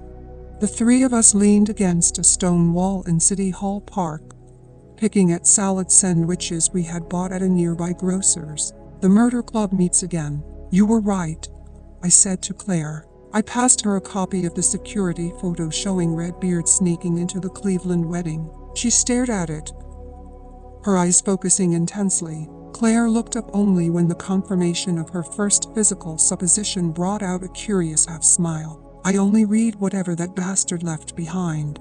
Maybe, I said, tossing her a wink, but I bet Richetti would have missed it. This is true, she allowed with a satisfied beam. It was a bright, breezy late June day. The air was fragrant from a crisp Pacific breeze. Office folk worked on their tans. Secretaries gabbed in groups. I recounted what I had found in Cleveland. I never mentioned what had taken place by the lake between Chris Raleigh and me. When I finished with Merrill Shortley's shocking revelation, Cindy said, Maybe you should have stayed out there, Lindsay. I shook my head. It's not my case. I was only there on a consult. Now I'm running point between 3 jurisdictions. You think Merrill Shortley has more to tell? Asked Claire. I don't think so. If she knew, I think she would have told me. The bride must have had other friends here, said Cindy. She was in publicity. If this guy was famous, maybe she met him through her job. I nodded. I have someone checking that out. We also have the Seattle PD combing through her apartment. Where'd she work when she lived here? Claire asked. An outfit called Bright Star Media. Apparently, she was connected into the local music scene. Cindy took a sip of iced tea. Why not let me have a go at it? You mean like you did at the Hyatt? I said. She grinned. No, more like Napo. Come on, I'm a reporter. I sit all day with people trained to find the dirt on anybody. I bit into my sandwich. Okay, I finally said. Be my guest. In the meantime, Cindy inquired, can I run with what we have so far? Much of it was classified. If it came out, it would point back to me. You can run with the similar pattern of murder in Cleveland. How we found the bodies. The bride's back to 117 ground here. Absolutely no mention of Merrill Shortley. In that way, I hoped the killer would sense that we were closing in on him. It might cause him to think twice about killing again. Cindy went over to a nearby ice cream cart to buy a gelato. Claire took the moment to ask, So how are you feeling? You okay? I blew out a long breath and shrugged. Queasy, lightheaded. I was told to expect it. I'm having a blood treatment this afternoon. Med said he'd be there. I saw Cindy on her way back. Here, Cindy announced brightly. She was carrying 3 gelatos. Claire clutched her chest and pretended she was going into cardiac arrest. I need gelato about as much as Texas needs a warm breeze in August. Me too. I laughed, but it was mango, and with the infection attacking me inside, it seemed like wasted caution to refuse. Claire ended up taking hers, too. So what you specifically haven't told us, she said with a slow roll of her tongue, is what went on between you and Mr. Chris Raleigh in Ohio. Cause there was nothing to tell, I said and shrugged. One thing about cops, Cindy laughed, is you would think they would learn how to lie. You're writing for the gossip page now? I asked, against my will. I felt my face blush. Claire and Cindy's greedy eyes bore down on me, driving home that it was pointless to resist. I pulled a knee up on the edge of the wall and sat yoga style. Then I took them through where things stood. The long, slow dance in my apartment, eliciting "you don't dance, girl," from Claire. You cook. I described the anticipation of sitting next to him on the plane, the nervous walk down by the lake, my own doubts, hesitation, the inner conflicts holding me back. Basically, it took every bit of self-control not to rip his clothes off right there on Lakefront Walk. I laughed at how it must have sounded. Girl, why didn't you? Claire said, wide-eyed. Might have done you some good. I don't know, I said, shaking my head, but I did know, and though she tried to smile through it, Claire knew, too. She squeezed my hand. Cindy looked on, not knowing what was going on. Claire joked, I'd give up losing 20 pounds to see Cherry's expression if the two of you got picked up for going at it in the woods. Two San Francisco cops, announced Cindy in a newscaster tone, in Cleveland in pursuit of the bride and groom killer, or discovered CM natural in the bushes by the Cleveland waterfront. The three of us choked with laughter, and it felt so good. Cindy shrugged. That, Lindsay, I would have had to print. From now on, Claire giggled. I can see things growing pretty humid in that squad car. I don't think that's Chris's style. I defended him. You forget. The man's into the shipping news. Oh, it's Chris now, mooned Claire. And don't be so sure about that. Edmund plays 3 instruments. Knows everything from Bartok to Keith Jarrett, but he's risen to the occasion in some very unexpected places. Like where? I laughed. The surprise caught in my throat. She coyly shook her head. I just don't want you thinking that 'cause a man keeps himself with a certain dignity, there's any dignity when it comes to that. Come on, I exhorted. You put it in play. Let's hear. Let's just say that a few John Does aren't the only thing that have been stiff on our examining tables. I almost fumbled my gelato onto the ground. You've got to be kidding. You and Edmund. Claire's shoulders jiggled in delight. As long as I've gone this far. Once we did it in a Part-2 box at the symphony. After a rehearsal, of course. What do you guys do? Just go around leaving your mark like poodles? I exclaimed. Claire's round face broadened with delight. You know, it was a long time ago, but as I think of it, that time in my office at the coroner's Christmas party, that wasn't so long ago. As long as we're bearing our souls, injected Cindy. When I first got to the Chronicle, I had this fling with one of the senior guys from Datebook. We used to meet down in the library, in the far reaches of the real estate section. Nobody ever went there. Cindy scrunched her face, abashed, but Claire cackled with approval. I was amazed. I was learning the hidden, suppressed side of a person I had known for 10 years. But there was a little shame building in me as well. I didn't have a story. So, Claire said, looking at me, what's Inspector Boxer got to share from her closet? I tried to recall a single moment when I'd done something totally crazy. I mean, when it came to sex, I didn't think of myself as someone who held back, but somehow, no matter how hard I searched my memory, my passion always ended up between the sheets. I shrugged, empty-handed. Well, you better get started, Claire said with a wag of her ringer. When I'm drawing my last breath, I won't be thinking about all those fancy degrees or conferences I spoke at. You only have a few times in your life to really cut loose. So you might as well take them when they come. A little tremor of remorse knifed through me. At that moment, I didn't know what I wanted more. My place on the list or a goddamn name for Redbeard. I suppose I wanted both. Chapter 65. A couple of hours later, I sat in my hospital smock in the hematology clinic at Moffitt. Dr. Med would like a word with you before we start, said Sarah, my transfusion nurse. I felt nervous as she unpacked and Roman 4 set up for my treatment. Truth was, I had been feeling okay.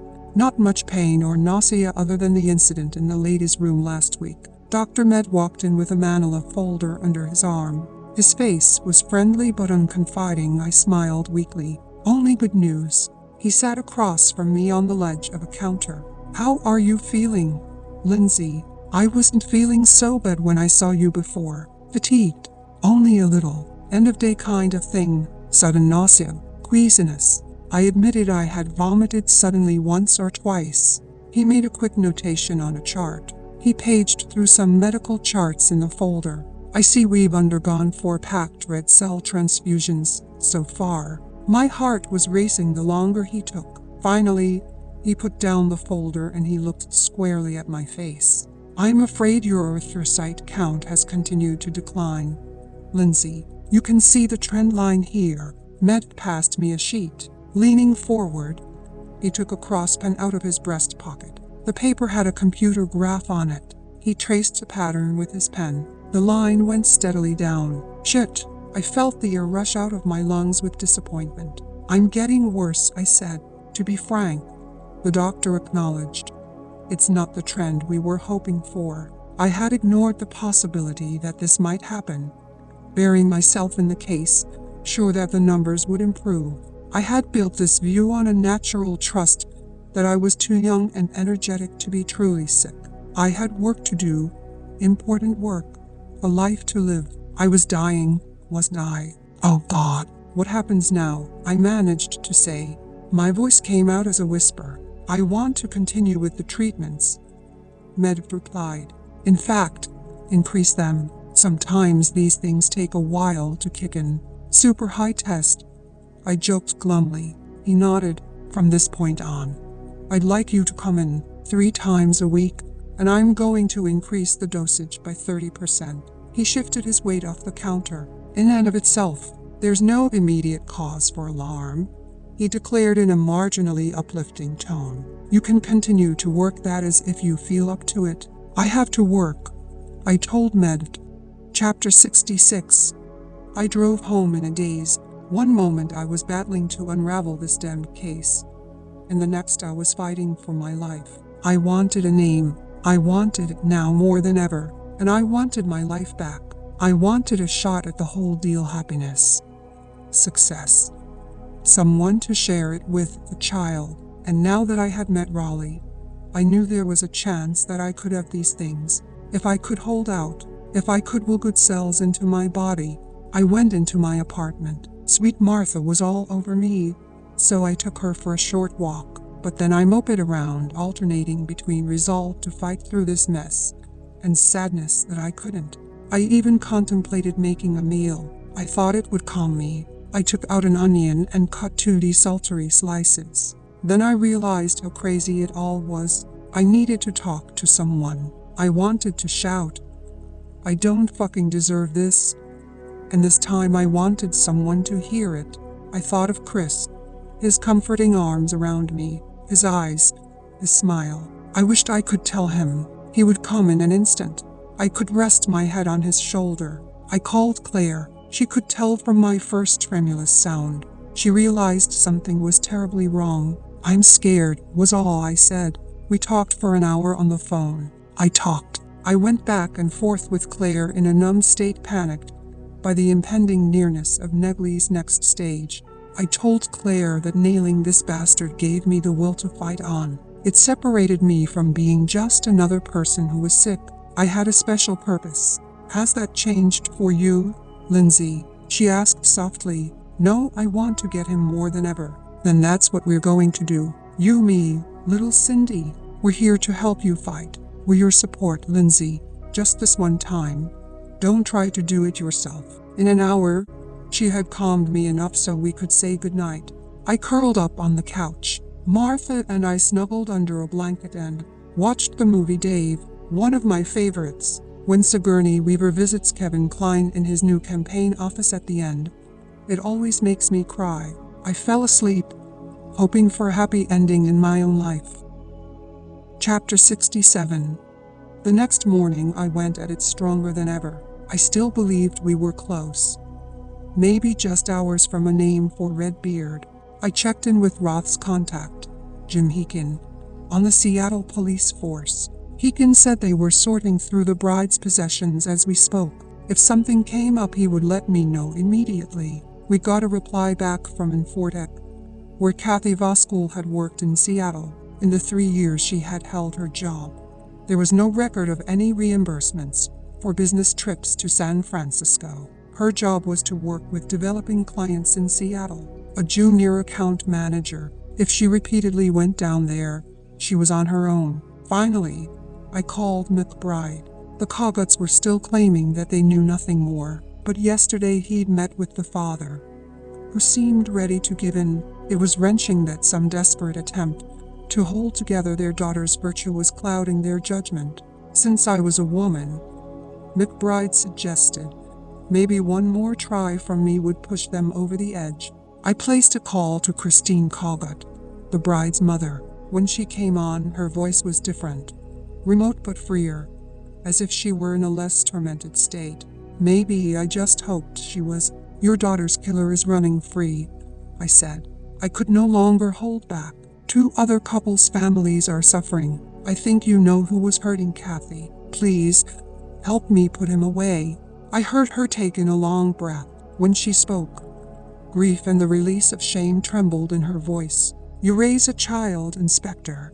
You think she is always part of you. You love her so much and you think there is always that part that will never go away. I know, I said. I could feel she was teetering. She knew his name, didn't she? She was this beautiful thing. She could make anyone love her. A free spirit. One day, we thought another free spirit would shape her into the kind of person she was meant to be. We cultivated it with our children. My husband insists we always favored Kathy. Maybe we helped bring it all on. I didn't say a word. I knew what it was like to finally give up what you were holding inside you. I wanted to let her reach that point on her own. Do you have children, Inspector? Not yet, I told her. It's so hard to believe your baby, the cause of so much pain. We begged her to break free. We even got her the new job, moved her ourselves. We thought, if she could only get away from him. I was silent, letting her go at her own pace. She was sick, like an addict is sick, Inspector. She couldn't stop herself. But what I don't understand is why he would hurt her so badly. He took away all that was pure about her. Why did he need to hurt Kathy? Give me the name. Who is he? She was mesmerized by who he was.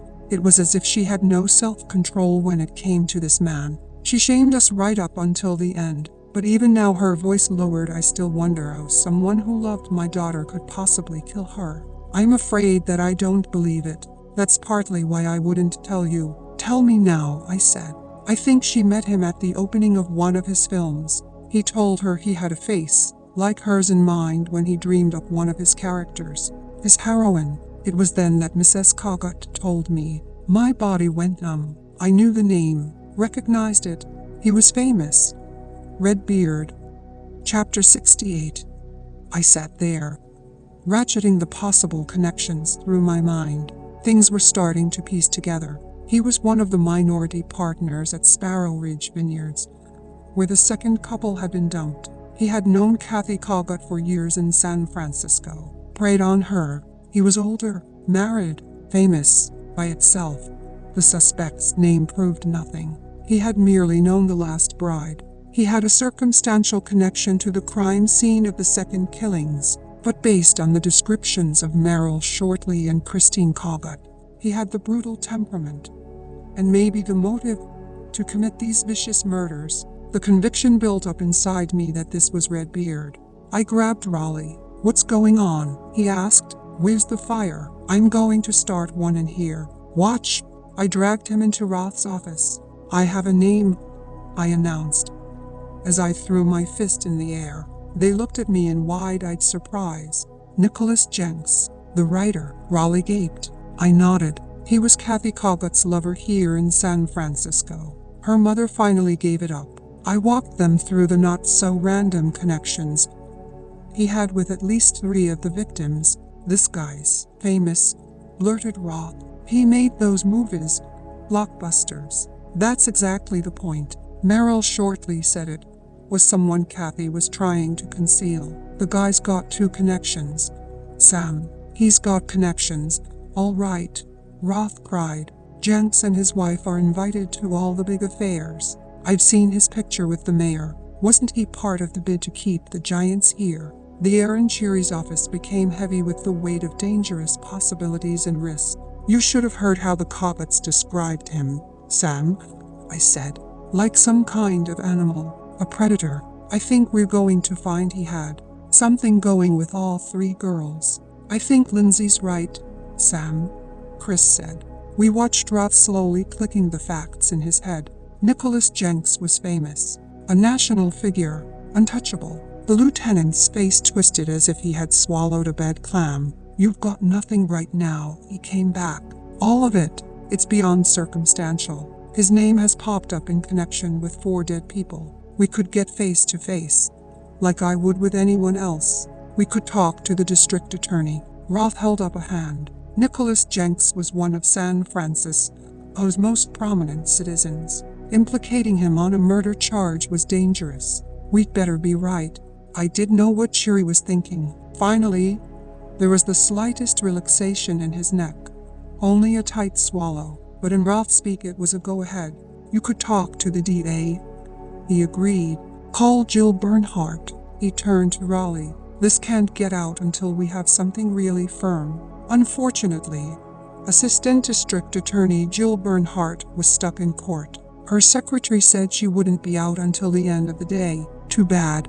I knew Jill a little. Like her, she was tough, with dazzling smarts. She even had a conscience. Raleigh and I got a cup of coffee, going over what we should do next. Roth was right. As far as a warrant was concerned, we had nothing. A direct confrontation could be dangerous.